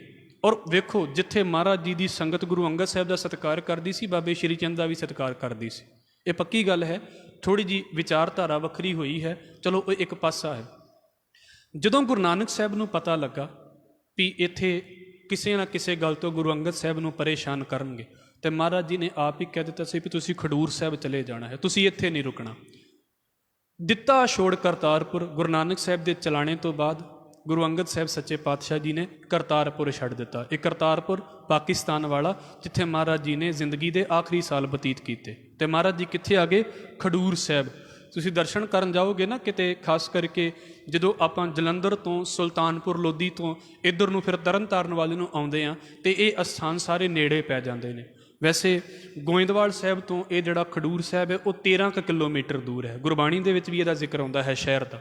ਵਸਦਾ ਪਹਿਲਾਂ ਹੀ ਪਿਆ ਸੀ, ਗੁਰੂ ਅੰਗਦ ਸਾਹਿਬ ਨੇ ਇਹਨੂੰ ਸਿੱਖੀ ਦਾ ਨਗਰ ਬਣਾਇਆ। ਇਹ ਜਿਹੜਾ ਹੈ ਤਰਨ ਤਾਰਨ ਤੋਂ ਲਗਭਗ 19 ਕਿਲੋਮੀਟਰ ਦੂਰ ਹੈ, ਤੇ ਅੰਮ੍ਰਿਤਸਰ ਤੋਂ 45 ਕਿਲੋਮੀਟਰ ਦੂਰ ਹੈ ਖਡੂਰ ਸਾਹਿਬ। ਗੁਰੂ ਅੰਗਦ ਸਾਹਿਬ ਸੱਚੇ ਪਾਤਸ਼ਾਹ ਜੀ ਦਾ ਅਸਥਾਨ ਹੈ। ਗੁਰੂ ਅਮਰਦਾਸ ਸਾਹਿਬ ਮਹਾਰਾਜ ਨੇ ਸਾਰੀ ਸੇਵਾ ਇੱਥੇ ਕੀਤੀ ਸੀ। ਬੈਠ ਖਡੂਰੇ ਜੋਤ ਜਗਾਈ, ਮਤਲਬ ਖਡੂਰ ਸਾਹਿਬ ਦੇ ਵਿੱਚ ਗੁਰੂ ਅੰਗਦ ਸਾਹਿਬ ਮਹਾਰਾਜ ਜੀ ਹੁਣ ਪ੍ਰਚਾਰ ਕਰਦੇ ਨੇ। ਸਿੱਖੀ ਦਾ ਪਹਿਲਾ ਸੈਂਟਰ ਕਰਤਾਰਪੁਰ, ਜਿਹੜਾ ਗੁਰੂ ਸਾਹਿਬ ਨੇ ਵਸਾਇਆ। ਦੂਸਰਾ ਸੈਂਟਰ ਬਣ ਗਿਆ ਹੈ ਜੀ ਖਡੂਰ ਸਾਹਿਬ। ਇਹ ਪੱਕੀ ਗੱਲ ਹੈ ਵੀ ਮਹਾਰਾਜ ਜਿੱਥੇ ਜਿੱਥੇ ਵਿਚਰਦੇ ਰਹੇ, ਸੰਗਤਾਂ ਉੱਥੇ ਵੀ ਕਾਇਮ ਰਹਿੰਦੀਆਂ ਰਹੀਆਂ। ਭਾਈ ਲਾਲੋ ਦੇ ਘਰ ਦੇ ਵਿੱਚ ਸੰਗਤ ਕਾਇਮ ਹੁੰਦੀ ਹੈ, ਸੁਲਤਾਨਪੁਰ ਲੋਧੀ ਦੇ ਵਿੱਚ ਸੰਗਤ ਕਾਇਮ ਸੀ। ਪਰ ਗੁਰੂ ਸਾਹਿਬਾਨ ਦੇ ਸੈਂਟਰ, ਗੁਰੂ ਨਾਨਕ ਸਾਹਿਬ ਦਾ ਆਪਣਾ ਸੈਂਟਰ ਕਰਤਾਰਪੁਰ ਤੇ ਗੁਰੂ ਅੰਗਦ ਸਾਹਿਬ ਦਾ ਸੈਂਟਰ ਖਡੂਰ ਸਾਹਿਬ ਬਣ ਗਿਆ। ਦਿੱਤਾ ਛੋੜ ਕਰਤਾਰਪੁਰ, ਬੈਠ ਖਡੂਰੇ ਜੋਤ ਜਗਾਈ। ਤੇ ਵੇਖੋ, ਇੱਕ ਗੱਲ ਫਿਰ ਅਸੀਂ ਸਮਝ ਲਈਏ ਗੁਰੂ ਅੰਗਦ ਸਾਹਿਬ ਦੀ ਚੜ੍ਹਦੀ ਕਲਾ ਦੇ ਬਾਰੇ। ਉਹ ਕਹਿੰਦੇ ਨੇ ਵੀ ਇਹ ਵੀ ਬਾਬਾ ਰਾਏ ਤੇ ਬਾਬਾ ਰਾਏ ਬਲਵੰਡ ਤੇ ਬਾਬਾ ਸੱਤਾ ਜੀ ਦਾ ਹਵਾਲਾ ਹੈ।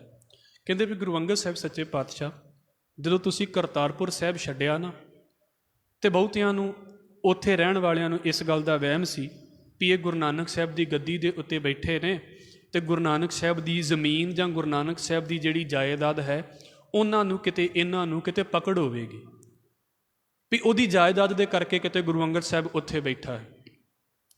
ਉਹਨਾਂ ਕੀ ਕੀਤਾ? ਛੱਡ ਦਿੱਤਾ ਸਾਰਾ ਕੁਝ ਉੱਥੇ, ਪੁੱਤਰਾਂ ਦੇ ਲਈ, ਸਿੱਖਾਂ ਦੇ ਲਈ, ਜਿਹੜੇ ਉੱਥੇ ਨਗਰ ਵਸਦਾ ਸੀ, ਸਾਰਾ ਕੁਝ ਹੀ ਛੱਡ ਦਿੱਤਾ। ਸਾਰਾ ਕੁਝ ਛੱਡ ਕੇ ਤੇ ਗੁਰੂ ਅੰਗਦ ਸਾਹਿਬ ਜੀ ਖਡੂਰ ਸਾਹਿਬ ਆ ਗਏ। ਤੇ ਭੱਟ ਜਿਹੜੇ ਸਹਿਬਾਨ ਨੇ ਸਾਡੇ, ਬਾਬਾ ਰਾਏ ਤੇ ਬਾਬਾ ਬਲਵੰਡ ਜੀ ਜਿਹੜੇ ਗੁਰਸਿੱਖ ਨੇ, ਉਹ ਪਤਾ ਕੀ ਕਹਿੰਦੇ ਨੇ? ਜਪ ਤਪ ਸੰਜਮ ਨਾਲ ਤੁਧ ਹੋਰ ਮੁੱਚ ਗਰੂਰ। ਵੀ ਗੁਰੂ ਅੰਗਦ ਸਾਹਿਬ ਸੱਚੇ ਪਾਤਸ਼ਾਹ ਜਦੋਂ ਕਰਤਾਰਪੁਰ ਛੱਡ ਕੇ ਤੁਸੀਂ ਖਡੂਰ ਸਾਹਿਬ ਆਏ ਸੀ, ਤੁਹਾਡੇ ਕੋਲ ਕੀ ਸੀ? ਤਾਂ ਕਹਿੰਦੇ 3 ਚੀਜ਼ਾਂ ਸੀ ਤੁਹਾਡੇ ਕੋਲ, ਇੱਕ ਜਪ, ਇੱਕ ਤਪ ਤੇ ਇੱਕ ਸੰਜਮ। ਜਪ ਤਪ ਸੰਜਮ ਨਾਲ ਤੁਧ ਹੋਰ ਮੁੱਚ ਗਰੂਰ। ਬਾਕੀ ਤੇ ਆਪਣੇ ਗਰੂਰ ਦੇ ਵਿੱਚ ਹੀ ਤੁਰੇ ਫਿਰਦੇ ਸੀ ਨਾ। ਸੱਚੇ ਪਾਤਸ਼ਾਹ ਤੁਸੀਂ ਕਰਤਾਰਪੁਰ ਤੋਂ ਕੁਝ ਨਹੀਂ ਲੈ ਕੇ ਆਏ, ਬਸ ਗੁਰੂ ਨਾਨਕ ਦੀ ਬਖਸ਼ਿਸ਼ ਲੈ ਕੇ ਆਏ ਜੇ ਆਪਣੇ ਕੋਲ। ਬੈਠ ਖਡੂਰੇ ਜੋਤ ਜਗਾਈ, ਜੰਮੇ ਪੂਰਬ ਬੀਜਿਆ। ਭਾਈ ਗੁਰਦਾਸ ਸਾਹਿਬ ਕਹਿੰਦੇ ਭਾਈ ਇਹ ਤੇ ਕੁਦਰਤੀ ਸਿਧਾਂਤ ਹੈ ਨਾ, ਜੋ ਪਹਿਲਾਂ ਬੀਜਾਂਗੇ ਉਹੀ ਤੇ ਉਗਦਾ ਹੈ। ਜੰਮ ਦਾ ਮਤਲਬ ਜਨਮ ਲੈਂਦਾ ਹੈ। ਜਿਹੜੇ ਦਾਣੇ ਨੇ ਉਹਨਾਂ ਨੂੰ ਕੀ ਕੀਤਾ ਹੈ? ਜੋ ਦਾਣੇ ਬੀਜੇ ਉਹੀ ਉਗਦੇ ਨੇ। ਜੰਮੇ ਪੂਰਬ ਬੀਜਿਆ, ਜਿਹੋ ਜਿਹਾ ਕਿਸੇ ਨੇ ਬੀਜ ਦਿੱਤਾ ਉਹੀ ਉੱਗੇਗਾ। ਵਿੱਚ ਵਿੱਚ ਹੋਰ ਕੂੜੀ ਚਤੁਰਾਈ, ਵਿੱਚ ਕੋਈ ਹੋਰ ਚਲਾਕੀ ਕਰਨ ਲੱਗ ਪਵੇ ਨਾ ਵੀ ਨਹੀਂ ਇੱਦਾਂ ਕਿਉਂ ਹੋ ਗਿਆ। ਹੁਣ ਗੁਰੂ ਅੰਗਦ ਸਾਹਿਬ ਨੇ ਸੇਵਾ ਕੀਤੀ ਸੀ ਤੇ ਮਹਾਰਾਜ ਜੀ ਪ੍ਰਸੰਨ ਹੋ ਗਏ, ਤੇ ਸਮਝ ਲਓ ਵੀ ਬਾਬੇ ਦੀ ਜਿਹੜੀ ਉਹ ਪ੍ਰਸੰਨਤਾ ਗੁਰੂ ਅੰਗਦ ਸਾਹਿਬ ਦੇ ਉੱਤੇ ਹੋ ਗਈ, ਤੇ ਬਾਬੇ ਨੇ ਗੁਰਤਾ ਗੱਦੀ ਬਖਸ਼ ਦਿੱਤੀ। ਪਰ ਉਸੇ ਥਾਂ ਦੇ ਉੱਤੇ ਜਦੋਂ ਅਗਲੀ ਗੱਲ ਆਉਂਦੀ ਹੈ, ਗੁਰੂ ਅੰਗਦ ਸਾਹਿਬ ਨੇ ਗੁਰੂ ਅਮਰਦਾਸ ਸਾਹਿਬ ਮਹਾਰਾਜ ਨੂੰ ਗੁਰਤਾ ਗੱਦੀ ਦਿੱਤੀ, ਤੇ ਉਸ ਵੇਲੇ ਜਿਹੜੇ ਗੁਰੂ ਅੰਗਦ ਸਾਹਿਬ ਦੇ ਸਪੁੱਤਰ ਸੀ ਨਾ, ਬਾਬਾ ਦਾਸੂ ਤੇ ਬਾਬਾ ਦਾਤੂ ਜੀ, ਉਹਨਾਂ ਨੇ ਗੁਰੂ ਅਮਰਦਾਸ ਸਾਹਿਬ ਮਹਾਰਾਜ ਜੀ ਦਾ ਬੜਾ ਵਿਰੋਧ ਕੀਤਾ। ਅਸੀਂ ਤੇ ਇੱਥੋਂ ਤੱਕ ਵੀ ਪੜ੍ਹਦੇ ਹਾਂ ਵੀ ਜਿਸ ਵੇਲੇ, ਕਿਉਂਕਿ ਸਤਿਗੁਰੂ ਗੁਰੂ ਅਮਰਦਾਸ ਸਾਹਿਬ ਮਹਾਰਾਜ ਦੀ ਉਮਰ ਲਗਭਗ 73 ਸਾਲ ਦੀ ਸੀ ਜਿਸ ਵੇਲੇ ਗੁਰਤਾ ਗੱਦੀ 'ਤੇ ਬੈਠੇ ਸੀ। ਤੇ ਗੁਰੂ ਅੰਗਦ ਸਾਹਿਬ ਤੇ ਉਮਰ ਦੇ ਵਿੱਚ ਵੀ ਛੋਟੇ ਸੀ ਗੁਰੂ ਅਮਰਦਾਸ ਸਾਹਿਬ ਮਹਾਰਾਜ ਤੋਂ। ਤੇ ਜੇ ਗੁਰੂ ਅੰਗਦ ਸਾਹਿਬ ਛੋਟੇ ਨੇ ਤੇ ਉਹਨਾਂ ਦੇ ਬੱਚੇ ਤੇ ਉਹਨਾਂ ਤੋਂ ਵੀ ਛੋਟੇ ਹੋਣਗੇ। ਤੇ ਉਹਨਾਂ ਦੇ ਬੱਚੇ ਨੇ ਆ ਕੇ, ਬਾਬੇ ਦਾਤੂ ਨੇ ਆ ਕੇ ਤੇ ਗੁਰੂ ਅਮਰਦਾਸ ਸਾਹਿਬ ਜੀ ਦੇ ਕਹਿੰਦੇ ਵੀ ਲੱਤ ਵੀ ਮਾਰ ਦਿੱਤੀ ਸੀ। ਮਤਲਬ ਕਿੰਨੇ ਖਰਵੇ ਬੋਲ ਗੁਰੂ ਅਮਰਦਾਸ ਸਾਹਿਬ ਮਹਾਰਾਜ ਜੀ ਨੂੰ ਬੋਲੇ ਹੋਣਗੇ ਵੀ ਸਾਡੀ ਥਾਂ ਸੀ, ਸਾਡੇ ਬਾਪੂ ਦੀ ਜਗ੍ਹਾ ਸੀ, ਤੂੰ ਕਿਉਂ ਆ ਕੇ ਬੈਠ ਗਿਆ। ਜਿਹੜੀ ਗੱਲ ਗੁਰੂ ਨਾਨਕ ਸਾਹਿਬ ਦੇ ਵੇਲੇ ਹੋਈ ਉਹੀ ਗੁਰੂ ਅਮਰਦਾਸ ਸਾਹਿਬ ਮਹਾਰਾਜ ਦੇ ਨਾਲ ਹੋ ਗਈ। ਜੰਮੇ ਪੂਰਬ ਬੀਜਿਆ। ਭਾਈ ਗੁਰਦਾਸ ਸਾਹਿਬ ਕਹਿੰਦੇ ਭਾਈ ਜੋ ਕੁਝ ਪਹਿਲਾਂ ਕਰਦੇ ਹਾਂ ਨਾ ਉਹੀ ਉੱਗਦਾ ਹੈ। ਵਿੱਚ ਵਿੱਚ ਜਿੰਨੀਆਂ ਮਰਜ਼ੀ ਚਲਾਕੀਆਂ ਕਰਦੇ ਫਿਰ ਉਹ ਕੋਈ ਫਰਕ ਨਹੀਂ ਪੈਂਦਾ। ਬਾਬੇ ਦਾਤੂ ਨੇ ਕਈ ਚਲਾਕੀਆਂ ਕੀਤੀਆਂ। ਦਾਤਾ ਸਿਧਾਸਣ ਸਿੱਖ ਆਇਆ, ਮੰਜੀ ਦਾਸ ਬਹਾਲਿਆ, ਦਾਤਾ ਸਿਧਾਸਣ ਸਿਖਾਇਆ। ਬੜੀਆਂ ਕੋਸ਼ਿਸ਼ਾਂ ਕੀਤੀਆਂ ਨੇ ਉਹਨੇ ਵੀ ਕਿਸੇ ਨਾ ਕਿਸੇ ਤਰੀਕੇ ਨਾਲ ਇਹ ਚੀਜ਼ ਸਾਡੇ ਕੋਲ ਰਹਿ ਜਾਵੇ। ਗੁਰੂ ਸਾਹਿਬਾਨ ਨੇ ਕਿਤੇ ਵਿਰੋਧ ਨਹੀਂ ਕੀਤਾ। ਮਹਾਰਾਜ ਜੀ ਸੈਂਟਰ ਛੱਡ ਦਿੰਦੇ ਰਹੇ ਅਤੇ ਅੱਗੇ ਤੁਰ ਜਾਂਦੇ ਰਹੇ ਵੀ ਤੁਸੀਂ ਸੰਭਾਲ ਲਓ। ਉਹ ਬਾਅਦ ਦੇ ਵਿੱਚ ਸੰਗਤ ਉੱਥੇ ਜਾਣੋਂ ਹਟ ਜਾਂਦੀ ਹੁੰਦੀ ਸੀ। ਉਹਨਾਂ ਨੂੰ ਪਤਾ ਲੱਗ ਜਾਂਦਾ ਸੀ ਵੀ ਭਾਈ ਅਸਲੀ ਦਾਤ ਵਾਕਿਆ ਗੁਰੂ ਨਾਨਕ ਦੇ ਘਰ ਦੇ ਵਿੱਚ ਉਹਨਾਂ ਦੇ ਕੋਲ ਹੀ ਹੈ। ਚਲੋ ਇਹ ਅਲੱਗ ਵਿਸ਼ਾ ਹੈ। ਵਿੱਚ ਵਿੱਚ ਹੋੜ ਕੂੜੀ ਚਤੁਰਾਈ, ਲਹਿਣੇ ਪਾਈ ਨਾਨਕੋਂ ਦੇਣੀ ਅਮਰਦਾਸ ਕਰ ਆਈ। ਜਿੱਦਾਂ ਬਾਬੇ ਲਹਿਣੇ ਨੇ ਗੁਰੂ ਅੰਗਦ ਸਾਹਿਬ ਸੱਚੇ ਪਾਤਸ਼ਾਹ ਜੀ ਨੇ ਗੁਰੂ ਨਾਨਕ ਸਾਹਿਬ ਸੱਚੇ ਪਾਤਸ਼ਾਹ ਤੋਂ ਗੁਰਤਾ ਗੱਦੀ ਦੀ ਦਾਤ ਬਖਸ਼ਿਸ਼ ਪ੍ਰਾਪਤ ਕੀਤੀ ਸੀ ਨਾ, ਇਹ ਹੁਣ ਦਾਤ ਕਿਹਦੇ ਘਰ ਦੇ ਵਿੱਚ ਆ ਗਈ? ਦੇਣੀ ਅਮਰਦਾਸ ਘਰ ਆਈ। ਉਹ ਗੁਰੂ ਅਮਰਦਾਸ ਸਾਹਿਬ ਦੀ ਝੋਲੀ ਦੇ ਵਿੱਚ ਪਾ ਦਿੱਤੀ। ਇਹ ਦਾਤ ਹੈ ਗੁਰਤਾ ਗੱਦੀ। ਗੁਰੂ ਅਮਰਦਾਸ ਸਾਹਿਬ ਮਹਾਰਾਜ ਜੀ ਨੂੰ ਕਿਹਦੇ ਕੋਲੋਂ ਮਿਲੀ? ਗੁਰੂ ਅੰਗਦ ਸਾਹਿਬ ਸੱਚੇ ਪਾਤਸ਼ਾਹ ਜੀ ਦੇ ਕੋਲੋਂ ਇਹ ਦਾਤ ਮਿਲੀ। ਦੇਣੀ ਅਮਰਦਾਸ ਘਰ ਆਈ। ਇਹ ਸਾਡੇ ਇਤਿਹਾਸਕ ਹਵਾਲੇ ਵੀ ਨਾਲੇ ਕਲੀਅਰ ਹੋਈ ਜਾਂਦੇ ਨੇ ਵੀ ਕਿੱਥੋਂ ਪਤਾ ਲੱਗਦਾ ਜੀ ਵੀ ਗੁਰੂ ਅਮਰਦਾਸ ਸਾਹਿਬ ਮਹਾਰਾਜ ਜੀ ਨੂੰ ਗੁਰਤਾ ਗੱਦੀ ਗੁਰੂ ਅੰਗਦ ਸਾਹਿਬ ਨੇ ਦਿੱਤੀ। ਗੁਰੂ ਗ੍ਰੰਥ ਸਾਹਿਬ ਦੇ ਵਿੱਚੋਂ ਤਾਂ ਮਿਲ ਜਾਵੇਗਾ। ਆਹ ਸਭ ਤੋਂ ਨੇੜੇ ਦਾ ਹਵਾਲਾ ਭਾਈ ਗੁਰਦਾਸ ਸਾਹਿਬ। ਗੁਰ ਬੈਠਾ ਅਮਰ ਸਰੂਪ ਹੋਏ, ਕਹਿੰਦੇ ਵੀ ਗੁਰੂ ਅਮਰਦਾਸ ਸੱਚੇ ਪਾਤਸ਼ਾਹ ਜਿਹੜੇ ਨੇ ਨਾ, ਉਹ ਅਮਰ ਸਰੂਪ ਵਾਲੇ ਹੋ ਕੇ ਬੈਠ ਗਏ, ਅਡੋਲਤਾ ਵਾਲੇ ਹੋ ਕੇ ਬੈਠ ਗਏ, ਜਿਹਨੂੰ ਬਾਬਾ ਰਾਏ ਬਲਵੰਡ ਜੀ ਵੀ ਕਹਿੰਦੇ ਨੇ, ਚੱਖੜ ਵਾਓ ਨਾ ਡੋਲਈ ਪਰਬਤ ਮੇਰਾਣ। ਗੁਰੂ ਅਮਰਦਾਸ ਸਾਹਿਬ ਮਹਾਰਾਜ ਜੀ ਸੁਮੇਰ ਪਰਬਤ ਵਰਗਾ ਹੈ ਜਿਹੜਾ ਡੋਲਦਾ ਨਹੀਂ ਹੈ। ਗੁਰ ਬੈਠਾ ਅਮਰ ਸਰੂਪ ਹੋਏ, ਗੁਰਮੁਖ ਪਾਈ ਦਾਤ ਇਲਾਹੀ। ਆ ਜਿਹੜੀ ਗੁਰਤਾ ਗੱਦੀ ਦੀ ਦਾਤ ਹੈ ਨਾ, ਗੁਰਮੁਖ ਰਾਹੀਂ, ਭਾਵ ਕਿ ਗੁਰੂ ਅੰਗਦ ਸਾਹਿਬ ਦੇ ਰਾਹੀਂ ਗੁਰੂ ਅਮਰਦਾਸ ਸਾਹਿਬ ਨੇ ਪ੍ਰਾਪਤ ਕਰ ਲਈ ਹੈ। ਪਹਿਲੇ ਗੁਰੂ ਸਾਹਿਬਾਨ ਤੋਂ ਗੁਰੂ ਅਮਰਦਾਸ ਸਾਹਿਬ ਤੱਕ ਆ ਗਈ ਹੈ। ਗੁਰਮੁਖ ਪਾਈ ਦਾਤ ਇਲਾਹੀ, ਫੇਰ ਵਸਾਇਆ ਗੋਇੰਦਵਾਲ। ਫਿਰ ਗੁਰੂ ਅਮਰਦਾਸ ਸਾਹਿਬ ਮਹਾਰਾਜ ਜੀ ਜਦੋਂ ਗੁਰਤਾ ਗੱਦੀ ਦੇ ਉੱਤੇ ਬਿਰਾਜਮਾਨ ਹੁੰਦੇ ਨੇ, ਤੇ ਭਾਈ ਕਾਹਨ ਸਿੰਘ ਨਾਭਾ ਹੋਣਾ ਦਾ ਹਵਾਲਾ ਹੈ, ਗੋਇੰਦੇ ਮਰਵਾਹੇ ਜਾਂ ਗੋਂਦੇ ਦੇ ਭਾਈ ਗੋਂਦਾ ਹੈ, ਉਹਦੇ ਨਾਲ ਮਿਲ ਕੇ ਤੇ ਮਹਾਰਾਜ ਜੀ ਨੇ ਗੋਇੰਦਵਾਲ ਨਗਰ ਵਸਾਇਆ ਸੀ। ਆਪ ਜੀ ਦਰਸ਼ਨ ਕਰਦੇ ਹੋ, ਕਿਉਂਕਿ ਹੁਣ ਉਹ ਸੜਕ ਜਿਹੜੀ ਹੈ ਉਹ ਮੇਨ ਸੜਕ ਨਹੀਂ ਰਹੀ। ਜਦੋਂ ਅਸੀਂ ਖਾਸ ਕਰਕੇ ਪਾਕਿਸਤਾਨ ਵਾਲੇ ਪਾਸੇ ਤੋਂ ਆਉਂਦੇ ਹਾਂ ਤੇ ਹੁਣ ਉਹ ਸੜਕ ਮੇਨ ਨਹੀਂ ਰਹੀ। ਪਹਿਲਾਂ ਉਹ ਜਿਹੜੇ ਦਰਿਆ ਪਾਰ ਕਰਨਾ ਹੁੰਦਾ ਸੀ, ਗੋਇੰਦਵਾਲ ਤੋਂ ਪਾਰ ਕੀਤਾ ਜਾਂਦਾ ਸੀ। ਗੋਇੰਦਵਾਲ ਪੱਤਣ ਸੀ, ਉੱਥੋਂ ਦਰਿਆ ਪਾਰ ਕੀਤਾ ਜਾਂਦਾ ਸੀ। ਤੇ ਮਹਾਰਾਜ ਜੀ ਨੇ ਇਸ ਕਰਕੇ ਗੋਇੰਦਵਾਲ ਸ਼ਹਿਰ ਵਸਾਇਆ ਸੀ ਵੀ ਭਾਈ ਇੱਥੇ ਇੱਕ ਜੇ ਸਿੱਖ ਸੋਚ ਵਾਲਾ, ਸਿੱਖ ਥਾਟ ਵਾਲਾ ਨਗਰ ਵਸੇਗਾ ਤੇ ਜਿਹੜੇ ਲੋਕ ਇੱਥੋਂ ਅੱਗੇ ਜਾਇਆ ਕਰਨਗੇ ਨਾ, ਉਹ ਖਿਆਲ ਲੈ ਕੇ ਜਾਇਆ ਕਰਨਗੇ ਸਿੱਖੀ ਦੇ, ਜਾਂ ਇੱਥੋਂ ਵਾਪਸ ਵੀ ਜਾਣਗੇ ਤੇ ਸਿੱਖੀ ਦੇ ਖਿਆਲ ਲੈ ਕੇ ਜਾਣਗੇ। ਇਸ ਕਰਕੇ ਮਹਾਰਾਜ ਜੀ ਨੇ, ਗੁਰੂ ਅਮਰਦਾਸ ਸਾਹਿਬ ਮਹਾਰਾਜ ਜੀ ਨੇ ਗੋਇੰਦਵਾਲ ਨਗਰ ਵਸਾਇਆ। ਫੇਰ ਵਸਾਇਆ ਗੋਇੰਦਵਾਲ ਅਚਰਜ ਖੇਲ। ਇਹ ਬੜੀ ਹੈਰਾਨੀ ਵਾਲੀ ਖੇਡ ਹੋ ਗਈ, ਨਾ ਲਖਿਆ ਜਾਈ। ਇਹ ਖੇਡ ਨਹੀਂ ਲਖੀ ਜਾ ਸਕਦੀ। ਮਹਾਰਾਜ ਜੀ ਨੇ ਸ਼ਹਿਰ ਵੀ ਇਸ ਕਰਕੇ ਵਸਾਏ ਸੀ ਵੀ ਜਿੱਥੇ ਸ਼ਹਿਰਾਂ ਦੇ ਵਿੱਚ ਸਾਡੇ ਖਿਆਲ ਵੀ ਉੱਦਾਂ ਦੇ ਹੋਣ, ਸਾਡੀ ਸਿੱਖੀ ਨੂੰ ਹੋਰ ਪ੍ਰਫੁੱਲਤਾ ਮਿਲੇ। ਤੇ ਫਿਰ ਗੱਲ ਆ ਗਈ ਦਾਤ ਜੋਤ ਖਸਮੈ ਵਡਿਆਈ। ਭਾਈ ਦਾਤ ਤੇ ਜੋਤ, ਭਾਵ ਕਿ ਗੁਰੂ ਅਮਰਦਾਸ ਸਾਹਿਬ ਮਹਾਰਾਜ ਜੀ ਨੂੰ ਜਿਹੜੀ ਦਾਤ ਮਿਲੀ ਹੈ ਨਾ ਰੱਬ ਦੇ ਘਰੋਂ, ਦਾਤ ਤੇ ਰੱਬ ਦੀ ਹੈ, ਗੁਰਤਾ ਗੱਦੀ ਰੱਬ ਦੀ ਦਾਤ ਹੈ, ਪਰ ਇਹਨੂੰ ਬਖਸ਼ਦਾ ਕੌਣ ਹੈ? ਇਹ ਬਖਸ਼ਦਾ ਗੁਰੂ ਹੈ। ਫਿਰ ਕਹਿ ਲਵਾਂ ਦਾਤ ਰੱਬ ਦੀ ਹੈ, ਗੁਰਤਾ ਗੱਦੀ ਰੱਬ ਦੀ ਦਾਤ ਹੈ। ਇਸੇ ਕਰਕੇ ਮਹਾਰਾਜ ਜੀ ਨੇ ਗੱਲ ਕਹੀ ਸੀ ਵੀ ਭਾਈ ਇਹ ਤੇ ਰੱਬੀ ਦਾਤਾਂ ਨੇ, ਇਹਦੇ ਵਿੱਚ ਇਹ ਨਹੀਂ ਕੋਈ ਕਹਿ ਸਕਦਾ ਵੀ ਮੇਰੀ ਮਰਜ਼ੀ ਹੋਵੇ ਤਾਂ ਮੈਂ ਆਪਣੇ ਪੁੱਤਰਾਂ ਨੂੰ ਦੇ ਦੇਵਾਂ, ਮੇਰੀ ਮਰਜ਼ੀ ਹੋਵੇ ਤਾਂ ਮੈਂ ਉਹਨੂੰ ਦਾਤ ਫੜਾ ਦੇਵਾਂ। ਤੇ ਭਾਈ ਜਿਹਦੇ ਕਰਮਾਂ 'ਚ ਮਾਲਕ ਨੇ ਲਿਖ ਦਿੱਤੀ ਹੈ ਉਹਨੂੰ ਹੀ ਮਿਲਣੀ ਹੈ। ਇਹਦੇ ਵਿੱਚ ਲੜਾਈ ਹੋ ਹੀ ਨਹੀਂ ਸਕਦੀ ਕਿਸੇ ਦੀ। ਦਾਤ ਰੱਬ ਦੀ, ਜੋਤ ਬਖਸ਼ੀ ਗੁਰੂ ਨਾਨਕ ਸਾਹਿਬ ਸੱਚੇ ਪਾਤਸ਼ਾਹ ਨੇ, ਉਹ ਜੋਤ ਗੁਰੂ ਅਮਰਦਾਸ ਸਾਹਿਬ ਮਹਾਰਾਜ ਜੀ ਨੂੰ ਮਿਲ ਗਈ। ਦੋ ਗੁਰੂ ਸਾਹਿਬਾਨ ਦਾ ਜ਼ਿਕਰ ਇੱਥੇ ਆ ਗਿਆ, ਗੁਰੂ ਨਾਨਕ ਤੋਂ ਗੁਰੂ ਅੰਗਦ ਸਾਹਿਬ, ਗੁਰੂ ਅੰਗਦ ਤੋਂ ਗੁਰੂ ਅਮਰਦਾਸ ਸਾਹਿਬ ਮਹਾਰਾਜ। ਫਿਰ ਇੱਕ ਪੰਕਤੀ ਜਿਹੜੀ ਵਾਰ ਹੈ ਉਹ ਬੜੀ ਪ੍ਰਚਲਿਤ ਹੈ, ਅਸੀਂ ਪੜ੍ਹਦੇ ਵੀ ਹਾਂ ਕੀਰਤਨ ਦੇ ਵਿੱਚ। ਤੁਸੀਂ ਦਰਬਾਰ ਸਾਹਿਬ ਤੋਂ ਕੀਰਤਨ ਸੁਣਦੇ ਹੋਵੋਗੇ ਤੇ ਅਕਸਰ ਤੁਸੀਂ ਇਸ ਵਾਰ ਨੂੰ ਬਹੁਤ ਵਾਰ ਸੁਣਦੇ ਹੋਵੋਗੇ, ਬੈਠਾ ਸੋਢੀ ਪਾਤਸ਼ਾਹ ਰਾਮਦਾਸ ਸਤਿਗੁਰੂ ਕਹਾਵੇ। ਜਾਂ ਇੱਕ ਇਹਦੇ ਨਾਲ ਮਿਲਦਾ ਹੋਰ ਸ਼ਬਦ ਪੜ੍ਹਿਆ ਜਾਂਦਾ ਹੁੰਦਾ ਹੈ, ਧੰਨ ਧੰਨ ਰਾਮਦਾਸ ਗੁਰ ਜਿਨ ਸਿਰਿਆ ਤਿਨੈ ਸਵਾਰਿਆ। ਇਹ ਗੁਰੂ ਰਾਮਦਾਸ ਸਾਹਿਬ ਮਹਾਰਾਜ ਜੀ ਦੇ ਬਾਰੇ ਤੇ ਗੁਰੂ ਅਰਜਨ ਸਾਹਿਬ ਸੱਚੇ ਪਾਤਸ਼ਾਹ ਜੀ ਦੇ ਬਾਰੇ ਇਹ ਪੌੜੀ ਹੈ ਭਾਈ ਗੁਰਦਾਸ ਸਾਹਿਬ ਜੀ ਦੀ। ਕਹਿੰਦੇ ਦਿਚੈ ਪੂਰਬ ਦੇਵਣਾ ਜਿਸ ਦੀ ਵਸਤ ਤਿਸੈ ਕਰ ਆਵੇ। ਦਿਚੈ ਦਾ ਮਤਲਬ ਹੈ ਦੇਣਾ ਜਾਂ ਦੇਣਾ ਚਾਹੀਦਾ ਹੈ। ਭਾਈ ਜਿਹਦੇ ਘਰ ਦੇ ਵਿੱਚੋਂ ਅਸੀਂ ਚੀਜ਼ ਲੈ ਕੇ ਆਏ ਹਾਂ, ਵਾਪਸ ਤੋਂ ਉਹਦੇ ਘਰ ਦੇ ਵਿੱਚ ਹੀ ਪਹੁੰਚੇਗੀ ਨਾ। ਜਿਹਦੀ ਚੀਜ਼ ਹੈ ਵਾਪਸ ਉੱਥੇ ਹੀ ਜਾਵੇਗੀ। ਬਸ ਇੰਨੀ ਕੁ ਖੇਡ ਹੈ। ਕਹਿੰਦੇ ਨੇ ਵੀ ਗੁਰਤਾ ਗੱਦੀ ਜਿਹੜੀ ਹੈ ਨਾ, ਉਹ ਜਿਸ ਮਾਲਕ ਦੇ ਘਰ ਦੇ ਵਿੱਚੋਂ ਆਈ ਹੈ ਵਾਪਸ ਉਸੇ ਘਰ ਦੇ ਵਿੱਚ ਜਾਣੀ ਹੈ। ਇਹਨੂੰ ਦੂਜੇ ਅਰਥਾਂ ਦੇ ਵਿੱਚ ਇੱਦਾਂ ਵੀ ਸਮਝਿਆ ਜਾ ਸਕਦਾ ਹੈ ਵੀ ਭਾਈ ਜਿਹੜਾ ਉਸ ਚੀਜ਼ ਦਾ ਹੱਕਦਾਰ ਹੈ ਨਾ, ਇਹ ਉਹਨੂੰ ਹੀ ਮਿਲੇਗੀ। ਗੁਰੂ ਅੰਗਦ ਸਾਹਿਬ ਦੇ ਵਰੀ ਬਾਬਾ ਸ਼੍ਰੀ ਚੰਦ ਤੇ ਬਾਬਾ ਲਖਮੀ ਦਾਸ ਨੇ, ਗੁਰੂ ਨਾਨਕ ਸਾਹਿਬ ਦੇ ਪੁੱਤਰ ਨੇ, ਨਹੀਂ ਮਿਲਦੀ ਦਾਤ ਉਹਨਾਂ ਨੂੰ। ਗੁਰੂ ਅੰਗਦ ਸਾਹਿਬ ਵਰੀ ਬਾਬਾ ਦਾਸੂ ਤੇ ਬਾਬਾ ਦਾਤੂ ਜਿਹੜੇ ਨੇ ਗੁਰੂ ਅਮਰਦਾਸ ਸਾਹਿਬ ਵਰੀ ਨੇ, ਗੁਰੂ ਅੰਗਦ ਸਾਹਿਬ ਦੇ ਪੁੱਤਰ ਨੇ, ਨਹੀਂ ਦਾਤ ਮਿਲਦੀ। ਗੁਰੂ ਅਮਰਦਾਸ ਸਾਹਿਬ ਦੇ ਵਰੀ ਬਾਬਾ ਮੋਹਨ ਤੇ ਬਾਬਾ ਮੋਹਰੀ ਜੀ ਨੇ, ਨਹੀਂ ਦਾਤ ਮਿਲਦੀ ਉਹਨਾਂ ਨੂੰ। ਹਾਲਾਂਕਿ ਮੋਹਰੀ ਪੁੱਤ ਸਨਮੁਖ ਹੋਇਆ, ਰਾਮਦਾਸ ਸਾਹਿਬ ਪੈਰੀ ਪਾਏ ਜੀਓ, ਬਾਬਾ ਮੋਹਰੀ ਸਨਮੁਖ ਹੋਇਆ ਪਹਿਲੇ ਪੁੱਤਰਾਂ ਦੇ ਵਿੱਚ, ਪਰ ਇਹ ਦਾਤਾਂ ਉਹਨਾਂ ਨੂੰ ਨਹੀਂ ਮਿਲੀਆਂ। ਗੁਰੂ ਰਾਮਦਾਸ ਸਾਹਿਬ ਸੱਚੇ ਪਾਤਸ਼ਾਹ ਜੀ ਨੂੰ ਮਿਲ ਗਈ। ਭਾਈ ਗੁਰਦਾਸ ਕਹਿੰਦੇ ਨੇ ਵੀ ਜਿਹਦੀ ਦਾਤ ਹੈ ਅਸਲ ਦੇ ਵਿੱਚ ਉਸ ਦੇ ਘਰ ਦੇ ਵਿੱਚ ਹੀ ਪਹੁੰਚਣੀ ਹੈ। ਜਿਸ ਦੀ ਵਸਤ ਤਿਸੈ ਘਰ ਆਵੇ। ਇਹ ਹੁਣ ਇਹ ਵਸਤ ਕਿਹਦੇ ਘਰ ਕਿਹਦੇ ਘਰ ਪਹੁੰਚ ਗਈ? ਗੁਰੂ ਰਾਮਦਾਸ ਸਾਹਿਬ ਦੇ ਘਰ ਦੇ ਵਿੱਚ ਬੈਠਾ ਸੋਢੀ ਪਾਤਸ਼ਾਹ ਰਾਮਦਾਸ ਸਤਿਗੁਰੂ ਕਹਾਵੇ। ਭਾਈ ਗੁਰੂ ਰਾਮਦਾਸ ਸਾਹਿਬ ਹੁਣ ਗੁਰੂ ਕਹਾ ਰਿਹਾ ਹੈ ਆਪਣੇ ਆਪ ਨੂੰ। ਸੋਢੀ ਕਿਉਂਕਿ ਉਹਨਾਂ ਦੀ ਕੁਲ ਹੈ, ਇਹ ਗੁਰਬਾਣੀ ਦੇ ਵਿੱਚ ਵੀ ਹਵਾਲਾ ਆਉਂਦਾ ਹੈ। ਇਹਦਾ ਮਤਲਬ ਇਹ ਨਹੀਂ ਹੁੰਦਾ ਵੀ ਅਸੀਂ ਇਹ ਕਹਿ ਲਈਏ ਵੀ ਕੁਲਾਂ ਦਾ ਹੰਕਾਰ ਹੈ। ਭੱਟ ਜਦੋਂ ਲਿਖਦੇ ਨੇ ਨਾ, ਭੱਟ ਕੁਲਾਂ ਦੇ ਨਾਲ ਹੀ ਲਿਖਦੇ ਨੇ, ਭੱਟ ਪਰਿਵਾਰਾਂ ਦਾ ਵੀ ਜ਼ਿਕਰ ਨਾਲ ਹੀ ਕਰਦੇ ਨੇ। ਭੱਲੇ ਅਮਰਦਾਸ ਗੁਣ ਤੇਰੇ, ਤੇਰੀ ਉਪਮਾ ਤੋਹੇ ਬਣ ਆਵੇ। ਗੁਰੂ ਅਮਰਦਾਸ ਸਾਹਿਬ ਮਹਾਰਾਜ ਜੀ ਦੇ ਬਾਰੇ। ਕੁਲ ਸੋਢੀ ਗੁਰੂ ਰਾਮਦਾਸ ਤਨ ਧਰਮ ਤੁਝਾ ਅਰਜੁਨ ਹਰ ਭਗਤਾ। ਗੁਰੂ ਅਰਜਨ ਸਾਹਿਬ ਦੇ ਬਾਰੇ ਤੇ ਗੁਰੂ ਰਾਮਦਾਸ ਸਾਹਿਬ ਮਹਾਰਾਜ ਜੀ ਦੇ ਬਾਰੇ ਸੋਢੀ ਵੰਸ਼। ਇਸ ਕਰਕੇ ਇਹ ਭਾਵ ਹੈ, ਮਹਾਰਾਜ ਨੇ ਕਿਤੇ ਨੇ ਕਿਹਾ ਵੀ ਵੰਸ਼ ਕਰਕੇ ਕੋਈ ਚੰਗਾ ਹੈ, ਪਰ ਵੰਸ਼ਾਂ ਦੇ ਨਾਮ ਫਿਰ ਵੀ ਬੋਲੇ ਜਾਂਦੇ ਰਹੇ ਨੇ।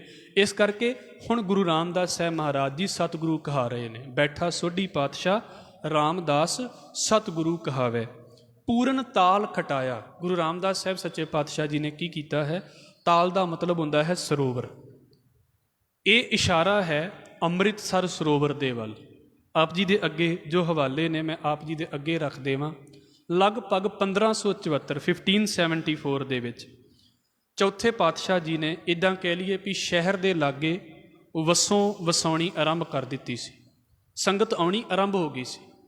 ਪਰ ਕੀ ਹੈ ਨਾਲ ਗੁਰੂ ਅਮਰਦਾਸ ਸਾਹਿਬ ਮਹਾਰਾਜ ਜੀ ਦੇ ਵੇਲੇ ਦੀ ਵੀ ਇਹ ਪਿੱਛੇ ਦੀ ਘਟਨਾ ਹੈ। ਸਲਾਹ ਸਾਰੀ ਕੁਝ ਗੁਰੂ ਅਮਰਦਾਸ ਸਾਹਿਬ ਮਹਾਰਾਜ ਦੇ ਨਾਲ ਹੋਈ। ਫਿਰ ਇੱਦਾਂ ਕਹਿ ਲਈਏ ਵੀ 1577 ਦੇ ਵਿੱਚ 1577 ਦੇ ਵਿੱਚ ਅੰਮ੍ਰਿਤਸਰ ਸਰੋਵਰ ਜਿਹਦੇ ਵਿੱਚ ਹੁਣ ਦਰਬਾਰ ਸਾਹਿਬ ਹੈ, ਉਹ ਗੁਰੂ ਅਰਜਨ ਸਾਹਿਬ ਸੱਚੇ ਪਾਤਸ਼ਾਹ ਜੀ ਨੇ ਜਿਹੜਾ ਹੈ ਉਹ ਆਪਣੇ ਵੇਲੇ ਸਮਾਪਤ ਕੀਤਾ ਹੈ। ਗੁਰੂ ਰਾਮਦਾਸ ਸਾਹਿਬ ਮਹਾਰਾਜ ਜੀ ਦੇ ਵੇਲੇ ਇਹ ਜਿਹੜਾ ਹੈ ਇਹ ਸ਼ੁਰੂ ਹੋਇਆ ਹੈ। ਸਮਾਪਤੀ ਗੁਰੂ ਅਰਜਨ ਸਾਹਿਬ ਦੇ ਵੇਲੇ ਹੋਈ ਹੈ। ਬੜਾ ਲੰਮਾ ਸਮਾਂ ਚੱਲਿਆ ਹੈ, ਪੱਕਾ ਗੁਰੂ ਅਰਜਨ ਸਾਹਿਬ ਮਹਾਰਾਜ ਦੇ ਵੇਲੇ ਹੋਇਆ ਹੈ। ਚਲੋ ਅਸੀਂ ਅੱਗੇ ਵਿਚਾਰ ਲਵਾਂਗੇ ਇਹਨੂੰ। 1577 ਦੇ ਵਿੱਚ ਅੰਮ੍ਰਿਤਸਰ ਸਰੋਵਰ ਦੀ ਉਸਾਰੀ ਜਿਹੜੀ ਹੈ ਉਹਦੀ ਪੁਟਾਈ ਸ਼ੁਰੂ ਹੁੰਦੀ ਹੈ, ਜਿਹਨੂੰ ਪੂਰਨ ਤਾਲ ਖਟਾਇਆ ਦੀ ਗੱਲ ਕੀਤੀ ਜਾਂਦੀ ਹੈ। ਇਹ ਵੀ ਆਪ ਜੀ ਦੇ ਅੱਗੇ ਰੱਖ ਦੇਵਾਂ। ਅੰਮ੍ਰਿਤਸਰ ਸਰੋਵਰ ਤੋਂ ਪਹਿਲਾਂ ਇੱਕ ਸਰੋਵਰ ਦੀ ਪੁਟਾਈ ਹੋ ਚੁੱਕੀ ਹੈ। ਉਹ ਸਰੋਵਰ ਸੀ ਸੰਤੋਖਸਰ ਸਰੋਵਰ, ਅਜੇ ਵੀ ਗੁਰਦੁਆਰਾ ਸਾਹਿਬ ਮੌਜੂਦ ਹੈ। ਕੰਪਲੀਟ ਉਹ ਦਰਬਾਰ ਸਾਹਿਬ ਸਰੋਵਰ ਤੋਂ ਬਾਅਦ ਹੁੰਦਾ ਹੈ, ਪਰ ਪੁਟਾਈ ਉਹਦੀ ਪਹਿਲਾਂ ਹੋ ਚੁੱਕੀ ਹੈ। ਉਹ ਸਰੋਵਰ ਪਹਿਲਾਂ ਤਿਆਰ ਹੋ ਚੁੱਕਾ ਹੈ, ਸੰਤੋਖਸਰ। ਇਸ ਸਰੋਵਰ ਦਾ ਨਾਮ ਰੱਖਿਆ ਗਿਆ ਅੰਮ੍ਰਿਤਸਰ। ਲਗਭਗ ਇਹ ਜਿਹੜਾ ਸਰੋਵਰ ਹੈ 1500 ਤੇ ਇੱਦਾਂ ਕਹਿ ਲਈਏ ਵੀ 86 ਦੇ ਵਿੱਚ ਪੱਕਾ ਹੋਇਆ ਹੈ। ਜਿਹੜਾ ਸਰੋਵਰ ਸਟਾਰਟਿੰਗ ਇਹਦੀ ਹੁੰਦੀ ਹੈ ਲਗਭਗ 77 ਦੇ ਵਿੱਚ ਤੇ 86 ਦੇ ਵਿੱਚ ਗੁਰੂ ਅਰਜਨ ਸਾਹਿਬ ਦਾ ਵੇਲਾ ਆ ਜਾਂਦਾ। ਗੁਰੂ ਰਾਮਦਾਸ ਸਾਹਿਬ ਦੇ ਵੇਲੇ ਸ਼ੁਰੂ ਹੁੰਦਾ ਹੈ, ਆ ਜਾਂਦਾ ਹੈ ਗੁਰੂ ਅਰਜਨ ਸਾਹਿਬ ਦਾ ਵੇਲਾ ਤੇ 86 ਦੇ ਵਿੱਚ ਪੱਕਾ ਕੀਤਾ ਜਾਂਦਾ ਹੈ। ਤੇ ਇਸੇ ਦੇ ਵਿੱਚ ਹੀ ਫਿਰ ਗੁਰੂ ਅਰਜਨ ਸਾਹਿਬ ਦੇ ਵੱਲੋਂ 2 ਸਾਲ ਬਾਅਦ 1588 ਦੇ ਵਿੱਚ ਹਰਿਮੰਦਰ ਸਾਹਿਬ ਦਰਬਾਰ ਸਾਹਿਬ ਦੀ ਨੀਂਹ ਰੱਖੀ ਜਾਂਦੀ ਹੈ, ਜਿਹਦੇ ਅਸੀਂ ਦਰਸ਼ਨ ਕਰਨ ਦੇ ਲਈ ਜਾਂਦੇ ਹਾਂ। ਸਰੋਵਰ ਦਾ ਨਾਮ ਹੋ ਗਿਆ ਅੰਮ੍ਰਿਤਸਰ। ਸਰ ਦਾ ਮਤਲਬ ਹੁੰਦਾ ਹੈ ਸਰੋਵਰ। ਤੁਸੀਂ ਜਿੰਨੇ ਵੀ ਉੱਥੇ ਵੇਖੋਗੇ ਨਾ, ਸਾਰਿਆਂ ਦੇ ਪਿੱਛੇ ਸਰ ਲਫ਼ਜ਼ ਆਵੇਗਾ।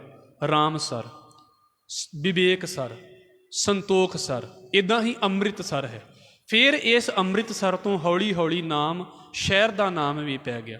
ਪਹਿਲਾਂ ਸ਼ਹਿਰ ਦਾ ਨਾਮ ਰਾਮਦਾਸਪੁਰਾ ਜਾਂ ਚੱਕ ਰਾਮਦਾਸਪੁਰ ਵੀ ਆਉਂਦਾ ਹੈ। ਅੰਮ੍ਰਿਤਸਰ ਦਾ ਪੁਰਾਣਾ ਨਾਮ ਇੱਦਾਂ ਹੀ ਆਉਂਦਾ ਹੈ। ਮਹਾਰਾਜ ਜੀ ਦੇ ਬਾਰੇ ਭਾਈ ਗੁਰਦਾਸ ਸਾਹਿਬ ਕਹਿੰਦੇ ਨੇ, ਪੂਰਨ ਤਾਲ ਖਟਾਇਆ। ਗੁਰੂ ਰਾਮਦਾਸ ਸਾਹਿਬ ਸੱਚੇ ਪਾਤਸ਼ਾਹ ਜੀ ਨੇ ਗੁਰੂ ਅਮਰਦਾਸ ਸਾਹਿਬ ਜੀ ਤੋਂ ਬਖਸ਼ਿਸ਼ ਪ੍ਰਾਪਤ ਕਰਕੇ ਤੇ ਅੰਮ੍ਰਿਤਸਰ ਸਰੋਵਰ ਦਾ ਜਿਹੜਾ ਤਾਲ ਹੈ ਨਾ ਉਹਨੂੰ ਖਟਾਇਆ ਹੈ, ਉਹਦੀ ਸੇਵਾ ਕੀਤੀ ਹੈ। ਅੰਮ੍ਰਿਤਸਰ ਵਿੱਚ ਜੋਤ ਜਗਾਵੇ ਤੇ ਅੰਮ੍ਰਿਤ ਸਰੋਵਰ ਜਿਹੜਾ ਹੈ ਨਾ ਉਹਦੇ ਵਿੱਚ ਬੈਠ ਕੇ ਤੇ ਮਹਾਰਾਜ ਜੀ ਆਪਣੀ ਗੱਲ ਦਾ ਪ੍ਰਚਾਰ ਕਰਦੇ ਨੇ। ਇਹਦਾ ਹੁਣ ਦੂਜਾ ਪਾਸਾ ਇਹ ਵੀ ਕਹਿੰਦੇ ਨੇ, ਭਾਈ ਵੀਰ ਸਿੰਘ ਹੋਣਾ ਨੇ ਜਾਂ ਪੰਡਿਤ ਹਜ਼ਾਰਾ ਸਿੰਘ ਹੋਣਾ ਨੇ ਇਸ ਗੱਲ ਨੂੰ ਬੋਲਿਆ ਵੀ ਸਰੋਵਰ ਤੇ ਗੁਰੂ ਰਾਮਦਾਸ ਸਾਹਿਬ ਵੇਲੇ ਕੰਪਲੀਟ ਹੋ ਗਿਆ ਹੈ ਤੇ ਜਿਸ ਥਾਂ ਦੇ ਉੱਤੇ ਦਰਬਾਰ ਸਾਹਿਬ ਹੈ, ਹੋ ਸਕਦਾ ਹੈ ਉਹਨਾਂ ਨੇ ਬੋਲਿਆ ਇਸ ਗੱਲ ਨੂੰ ਵੀ ਇਸ ਪੰਕਤੀ ਦਾ ਹਵਾਲਾ ਲੈ ਕੇ ਅੰਮ੍ਰਿਤਸਰ ਦੇ ਵਿੱਚ ਇਹ ਸ਼ਹਿਰ ਦੀ ਗੱਲ ਨਹੀਂ ਹੈ, ਇਹ ਸਰੋਵਰ ਦੇ ਵਿੱਚ ਦੀ ਗੱਲ ਹੈ। ਅੰਮ੍ਰਿਤਸਰ ਦੇ ਵਿੱਚ ਬੈਠ ਕੇ ਤੇ ਜੋਤ ਜਗਾਵੇ ਮਹਾਰਾਜ ਗੁਰੂ ਰਾਮਦਾਸ ਸਾਹਿਬ ਮਹਾਰਾਜ ਜੀ ਪ੍ਰਚਾਰ ਕਰਦੇ ਨੇ। ਮੈਂ ਆਪ ਜੀ ਦੇ ਅੱਗੇ ਬੇਨਤੀ ਕੀਤੀ ਆ ਵੀ 1588 ਦੇ ਵਿੱਚ ਗੁਰੂ ਅਰਜਨ ਸਾਹਿਬ ਨੇ ਦਰਬਾਰ ਸਾਹਿਬ ਦੀ ਸਥਾਪਨਾ ਕੀਤੀ ਹੈ, ਪਰ ਇੱਦਾਂ ਕਹਿ ਲਈਏ ਵੀ ਉਸ ਅਸਥਾਨ 'ਤੇ ਬੈਠ ਕੇ ਗੁਰੂ ਰਾਮਦਾਸ ਸਾਹਿਬ ਮਹਾਰਾਜ ਜੀ ਵੀ ਪ੍ਰਚਾਰ ਕਰਦੇ ਰਹੇ ਨੇ। ਜਗ੍ਹਾ ਭਾਵੇਂ ਅਜੇ ਪੱਕੀ ਨਹੀਂ ਸੀ, ਸਰੋਵਰ ਭਾਵੇਂ ਪੱਕਾ ਨਹੀਂ ਸੀ। ਪੂਰਨ ਤਾਲ ਖਟਾਇਆ ਅੰਮ੍ਰਿਤਸਰ ਵਿੱਚ ਜੋਤ ਜਗਾਵੇ, ਉਲਟਾ ਖੇਲ ਖਸਮ ਦਾ, ਉਲਟੀ ਗੰਗ ਸਮੁੰਦਰ ਸਮਾਵੇ। ਇੱਥੇ ਕਹਿੰਦੇ ਵੀ ਰੱਬ ਦੀ ਖੇਡ ਉਲਟੀ ਹੋ ਗਈ। ਜਿੱਦਾਂ ਮੰਨਿਆ ਜਾਂਦਾ ਵੀ ਗੰਗਾ ਜਿਹੜੀ ਹੈ ਉਹ ਹਿਮਾਲਿਆ ਦੇ ਵਿੱਚੋਂ ਨਿਕਲ ਕੇ ਤੇ ਬੰਗਾਲ ਦੀ ਖਾੜੀ ਦੇ ਵਿੱਚ ਪੈ ਜਾਂਦੀ ਹੈ ਨਾ, ਉਲਟੀ ਗੰਗ ਸਮੁੰਦਰ ਸਮਾਵੇ। ਜਿੱਦਾਂ ਗੰਗਾ ਉਲਟੀ ਸਮਾਉਂਦੀ ਹੈ, ਇੱਦਾਂ ਰੱਬ ਨੇ ਉਲਟੀ ਖੇਡ ਵਰਤਾ ਦਿੱਤੀ। ਵੇਖਣ ਨੂੰ ਤੇ ਧਾਰਮਿਕ ਸਥਾਨ ਹੈ, ਸ਼ਬਦ ਵਰਤਾਂਗਾ ਸਤਿਗੁਰੂ ਕਿਰਪਾ ਕਰੇ, ਕੰਪੈਰੀਜ਼ਨ ਨਹੀਂ ਕਰਾਂਗਾ। ਸਰੋਵਰ ਪਹਿਲਾਂ ਵੀ ਬਹੁਤ ਸੀ, ਸਰੋਵਰ ਪਹਿਲਾਂ ਵੀ ਬਹੁਤ ਹੁੰਦੇ ਸੀ, ਪਰ ਅੰਮ੍ਰਿਤਸਰ ਸਰੋਵਰ ਕਿਉਂ ਵਿਸ਼ੇਸ਼ ਹੈ, ਇਹ ਤੁਸੀਂ ਪੜ੍ਹਨਾ ਹੋਵੇ ਨਾ ਇਹਦੇ ਬਾਰੇ ਡਿਟੇਲ ਦੇ ਵਿੱਚ, ਤੇ ਤੁਸੀਂ ਭਾਈ ਵੀਰ ਸਿੰਘ ਨੂੰ ਪੜ੍ਹ ਸਕਦੇ ਜੇ। ਅੰਮ੍ਰਿਤਸਰ ਸਰੋਵਰ ਖੜੇ ਪਾਣੀ ਦਾ ਲੋਕ ਬਹੁਤ ਵਹਿਮ ਕਰਦੇ ਸੀ, ਹਾਲਾਂਕਿ ਬੌਲੀ ਗੋਇੰਦਵਾਲ ਸਾਹਿਬ ਦੇ ਵਿੱਚ ਮਹਾਰਾਜ ਜੀ ਨੇ ਵਸਾ ਦਿੱਤੀ ਹੈ। ਅੰਮ੍ਰਿਤਸਰ ਸਰੋਵਰ ਤੇ ਅਸਥਾਨ ਇੱਦਾਂ ਦਾ ਹੈ ਭਾਈ, ਜਿਹੜਾ ਸਾਡੀ ਦੁਨੀਆ ਦੇ ਵਿੱਚ ਧਾਰਮਿਕਤਾ ਦਾ ਮਾਡਲ ਹੈ। ਵੀ ਜਦੋਂ ਕਿਸੇ ਨੂੰ ਅਸੀਂ ਧਰਮ ਦੇ ਨਾਲ ਜੋੜਦੇ ਹਾਂ ਤੇ ਕਿਸੇ ਵੀ ਤਰੀਕੇ ਦਾ ਵਿਤਕਰਾ ਨਹੀਂ ਹੈ ਉਹਦੇ ਨਾਲ। ਤੁਸੀਂ ਦਰਬਾਰ ਸਾਹਿਬ ਜਾਂਦੇ ਜੇ, ਹੁਣ ਵੀ ਉਹਦੇ ਚਾਰੇ ਪਾਸੇ ਦਰਵਾਜ਼ੇ ਇਸੇ ਗੱਲ ਦਾ ਪ੍ਰਤੀਕ ਹੈ ਵੀ ਦੁਨੀਆ ਦੀ ਕਿਸੇ ਵੀ ਦਿਸ਼ਾ ਦੇ ਵਿੱਚੋਂ ਕੋਈ ਵੀ ਬੰਦਾ ਆਵੇ ਤੇ ਆ ਕੇ ਉੱਥੇ ਦਰਸ਼ਨ ਕਰ ਸਕਦਾ ਹੈ। ਸਰੋਵਰ ਦਾ ਵੀ ਉਹੀ ਖਿਆਲ ਹੈ ਵੀ ਪਾਣੀ ਉੱਥੇ ਜਿਹੜਾ ਹੈ ਜਲ ਹੈ, ਕੋਈ ਵੀ ਉੱਥੇ ਇਸ਼ਨਾਨ ਕਰੇ, ਕਿਸੇ ਨਾਲ ਜਾਤੀ ਤੌਰ 'ਤੇ ਵਿਤਕਰਾ ਨਹੀਂ। ਨਹੀਂ ਤਾਂ ਤੁਹਾਨੂੰ ਵੀ ਪਤਾ, ਇਹ ਤਾਂ ਬਹੁਤੀਆਂ ਪੁਰਾਣੀਆਂ ਗੱਲਾਂ ਨਹੀਂ, ਲੋਕਾਂ ਨੇ ਪਿੰਡਾਂ ਦੇ ਵਿੱਚ ਖੂਹ ਵੀ ਵੰਡੇ ਹੁੰਦੇ ਸੀ ਵੀ ਆਹ ਖੂਹ ਸਾਡੀ ਬਰਾਦਰੀ ਦਾ ਅਤੇ ਆਹ ਖੂਹ ਦੂਜਿਆਂ ਦੀ ਬਰਾਦਰੀ ਦਾ। ਚੱਲਦੇ ਪਾਣੀ ਨੂੰ ਤਾਂ ਸਾਰੇ ਲੋਕ ਵਰਤ ਲੈਂਦੇ ਸੀ, ਖੜੇ ਪਾਣੀ ਨੂੰ ਤਾਂ ਨੀਵੀਂ ਜਾਤ ਵਾਲਾ ਬੰਦਾ ਚੜ੍ਹਨ ਵੀ ਨਹੀਂ ਸੀ ਦਿੰਦੇ ਹੁੰਦੇ। ਇਹ ਬੜੀਆਂ ਖੇਡਾਂ ਨੇ, ਇਹਨੂੰ ਭਾਈ ਪ੍ਰੋਫੈਸਰ ਸਾਹਿਬ ਸਿੰਘ ਹੁਣਾਂ ਨੇ ਵੀ ਬੋਲਿਆ ਹੈ। ਇਸ ਕਰਕੇ ਇੱਦਾਂ ਕਹਿ ਲਈਏ ਵੀ ਇੱਕ ਦੁਨੀਆ 'ਤੇ ਵਿਲੱਖਣ ਅਸਥਾਨ ਬਣਾ ਦਿੱਤਾ ਗੁਰੂ ਰਾਮਦਾਸ ਸਾਹਿਬ ਮਹਾਰਾਜ ਜੀ ਦੀ ਕਿਰਪਾ ਦੇ ਨਾਲ। ਸਟਾਰਟਿੰਗ ਗੁਰੂ ਅਮਰਦਾਸ ਸਾਹਿਬ ਮਹਾਰਾਜ ਤੋਂ ਗੁਰੂ ਰਾਮਦਾਸ ਸਾਹਿਬ ਦਾ ਵੇਲਾ, ਗੁਰੂ ਅਰਜਨ ਸਾਹਿਬ ਸੱਚੇ ਪਾਤਸ਼ਾਹ ਜੀ ਦਾ ਵੇਲਾ ਆ ਜਾਂਦਾ ਹੈ। ਉਲਟਾ ਖੇਲ ਖਸਮ ਦਾ, ਉਲਟੀ ਗੰਗ ਸਮੁੰਦਰ ਸਮਾਵੇ, ਦਿੱਤਾ ਲਈਏ ਆਪਣਾ ਅਣ ਦਿੱਤਾ ਕਛ ਹੱਥ ਨਾ ਆਵੇ। ਭਾਈ ਇਹ ਤਾਂ ਕੁਦਰਤੀ ਨਿਯਮ ਹੈ, ਜੋ ਕੁਝ ਅਸੀਂ ਕਿਸੇ ਨੂੰ ਦਿੰਦੇ ਹਾਂ ਉਹੀ ਵਾਪਸ ਸਾਡੇ ਹੱਥ ਦੇ ਵਿੱਚ ਆਉਂਦਾ ਹੈ। ਜੋ ਬੀਜਿਆ ਹੈ ਉਹੀ ਵੱਢਦੇ ਪਏ ਹਾਂ। ਦਿੱਤਾ ਲਈਏ ਆਪਣਾ, ਆਪਣਾ ਹੀ ਦਿੱਤਾ ਹੋਇਆ ਵਾਪਸ ਅਸੀਂ ਪ੍ਰਾਪਤ ਕਰਦੇ ਹਾਂ। ਅਣ ਦਿੱਤਾ ਕਛ ਹੱਥ ਨਾ ਆਵੇ, ਜਿਹਦੇ ਲਈ ਮੈਂ ਮਿਹਨਤ ਹੀ ਨਹੀਂ ਕੀਤੀ, ਜੋ ਮੈਂ ਵੰਡਿਆ ਹੀ ਨਹੀਂ, ਮੇਰੇ ਕੋਲ ਵਾਪਸ ਕਿੱਦਾਂ ਆ ਜਾਵੇਗਾ। ਫਿਰ ਆਈ ਘਰ ਅਰਜਣੇ ਪੁੱਤ ਸੰਸਾਰੀ ਗੁਰੂ ਕਹਾਵੇ। ਕਹਿੰਦੇ ਹੁਣ ਇੱਦਾਂ ਹੋ ਗਈ ਵੀ ਗੁਰੂ ਅਰਜਨ ਸਾਹਿਬ ਮਹਾਰਾਜ ਜੀ ਦੇ ਘਰ ਦੇ ਵਿੱਚ ਗੁਰਤਾ ਗੱਦੀ ਆ ਗਈ। ਸੰਸਾਰੀ ਤੌਰ ਦੇ ਉੱਤੇ ਗੁਰੂ ਅਰਜਨ ਸਾਹਿਬ ਗੁਰੂ ਰਾਮਦਾਸ ਸਾਹਿਬ ਮਹਾਰਾਜ ਜੀ ਦੇ ਪੁੱਤਰ ਨੇ। ਅਸੀਂ ਪੜ੍ਹਿਆ ਵੀ ਗੁਰੂ ਨਾਨਕ ਸਾਹਿਬ ਨੇ ਜਿਹੜੀ ਹੈ ਉਹ ਗੁਰਤਾ ਗੱਦੀ ਆਪਣੇ ਬੱਚਿਆਂ ਨੂੰ ਨਹੀਂ ਦਿੱਤੀ, ਪਰ ਗੁਰੂ ਰਾਮਦਾਸ ਸਾਹਿਬ ਮਹਾਰਾਜ ਜੀ ਨੇ ਆਪਣੇ ਪੁੱਤਰ ਨੂੰ ਗੁਰਤਾ ਗੱਦੀ ਦੇ ਦਿੱਤੀ ਹੈ। ਇੱਥੇ ਇਹ ਨਹੀਂ ਆ ਵੀ ਪੁੱਤਰਾਂ ਨੂੰ ਦਾਤ ਮਿਲੇ ਕਿ ਨਾ ਮਿਲੇ, ਇੱਥੇ ਇਹ ਗੱਲ ਹੈ ਵੀ ਜਿਹੜਾ ਕਾਬਿਲ ਹੈ ਉਹਨੂੰ ਦਾਤ ਮਿਲ ਜਾਵੇਗੀ। ਜੇ ਪੁੱਤਰ ਕਾਬਿਲ ਹੈ ਤਾਂ ਪੁੱਤਰ ਵੀ ਉਸ ਥਾਂ 'ਤੇ ਬਿਠਾਇਆ ਜਾ ਸਕਦਾ ਹੈ, ਅਤੇ ਜੇ ਪੁੱਤਰ ਕਾਬਿਲ ਨਹੀਂ ਹੈ ਤਾਂ ਉਹਦੀ ਥਾਂ 'ਤੇ ਕਿਸੇ ਹੋਰ ਨੂੰ ਬਿਠਾਇਆ ਜਾ ਸਕਦਾ ਹੈ। ਇੱਥੇ ਮੋਹ ਦੀ ਖੇਡ ਹੀ ਨਹੀਂ ਹੈ, ਇੱਥੇ ਕੁਆਲਿਟੀ ਵੇਖੀ ਜਾ ਰਹੀ ਹੈ। ਜਿਹਦੀ ਦਾਤ ਹੈ ਉਹਨੂੰ ਮਿਲ ਜਾਵੇਗੀ। ਫਿਰ ਆਈ ਘਰ ਅਰਜਣੇ ਪੁੱਤ ਸੰਸਾਰੀ ਗੁਰੂ ਕਹਾਵੇ। ਸੰਸਾਰੀ ਪੁੱਤਰ ਗੁਰੂ ਅਰਜਨ ਸਾਹਿਬ ਮਹਾਰਾਜ ਹੁਣ ਗੁਰੂ ਅਖਵਾ ਰਿਹਾ ਹੈ। ਅਤੇ ਕੀ ਹੈ, ਜਾਣ ਨਾ ਦੇਸਾਂ ਸੋਢੀਆਂ ਹੋਰਸ ਅਜਰ ਨਾ ਜਰਿਆ ਜਾਵੇ। ਅਤੇ ਮਹਾਰਾਜ ਜੀ ਇੱਦਾਂ ਭਾਈ ਗੁਰਦਾਸ ਸਾਹਿਬ ਕਹਿੰਦੇ ਨੇ ਵੀ ਹੋਰਨਾਂ ਦੇ ਵਿੱਚ ਇਹ ਪਾਇਆ ਵੀ ਨਹੀਂ, ਹੋਰਨਾਂ ਸੋਢੀਆਂ ਦੇ ਵਿੱਚ ਵੀ ਇਹ ਪਾਇਆ ਨਹੀਂ। ਅੱਗੇ ਪੀੜ੍ਹੀ ਚੱਲੇਗੀ ਇਸੇ ਘਰ ਦੇ ਵਿੱਚੋਂ।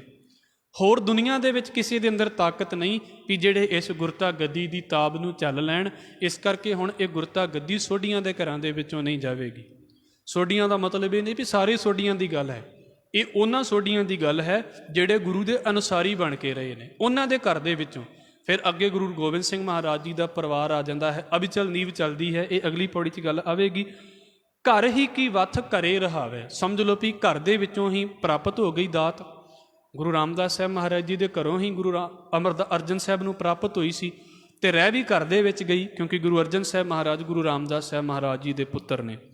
ਇੱਦਾਂ ਭਾਈ ਗੁਰਦਾਸ ਸਾਹਿਬ ਨੇ ਇਹ ਲਗਭਗ ਇੱਥੇ 5 ਗੁਰੂ ਸਾਹਿਬਾਨ ਦੀ 4 ਗੁਰੂ ਸਾਹਿਬਾਨ ਦੀ ਗੁਰਤਾ ਗੱਦੀ ਦੇ ਬਾਰੇ ਤੇ ਗੁਰੂ ਨਾਨਕ ਸਾਹਿਬ ਦੀ ਅਜ਼ਮਤ ਦੇ ਬਾਰੇ ਬੋਲ ਦਿੱਤਾ ਕਿ ਗੁਰੂ ਨਾਨਕ ਸਾਹਿਬ ਤੋਂ ਗੁਰੂ ਅਰਜਨ ਸਾਹਿਬ, ਮਾਫ ਕਰਨਾ, ਗੁਰੂ ਅੰਗਦ ਸਾਹਿਬ ਤੋਂ ਗੁਰੂ ਅਮਰਦਾਸ, ਗੁਰੂ ਰਾਮਦਾਸ ਸਾਹਿਬ, ਫਿਰ ਗੁਰੂ ਅਰਜਨ ਸਾਹਿਬ ਮਹਾਰਾਜ ਦੇ ਕੋਲ ਗੁਰਤਾ ਗੱਦੀ ਆਉਂਦੀ ਹੈ। ਇੱਦਾਂ ਫਿਰ ਇਹ ਗੁਰਤਾ ਗੱਦੀ ਗੁਰੂ ਹਰਗੋਬਿੰਦ ਸਾਹਿਬ ਸੱਚੇ ਪਾਤਸ਼ਾਹ ਜੀ ਦੇ ਕੋਲ ਪਹੁੰਚਦੀ ਹੈ। ਸਤਿਗੁਰੂ ਕਿਰਪਾ ਕਰਨ, ਉਹਨੂੰ ਅਸੀਂ ਕੱਲ੍ਹ ਦੇ ਵਿੱਚ ਦੀਵਾਨਾਂ ਦੇ ਵਿੱਚ ਵਿਚਾਰਨ ਦੀ ਕੋਸ਼ਿਸ਼ ਕਰਾਂਗੇ ਜੀ। ਅੱਜ ਆਪ ਜੀ ਦੇ ਚਰਨਾਂ ਦੇ ਵਿੱਚ ਬੇਨਤੀ ਕਰਦਿਆਂ ਹੋਈਆਂ ਭੁੱਲਾਂ ਦੀ ਖਿਮਾ ਫਤਿਹ ਨਾਲ ਸਾਂਝ ਪਾਓ ਜੀ। ਵਾਹਿਗੁਰੂ ਜੀ ਕਾ ਖਾਲਸਾ, ਵਾਹਿਗੁਰੂ ਜੀ ਕੀ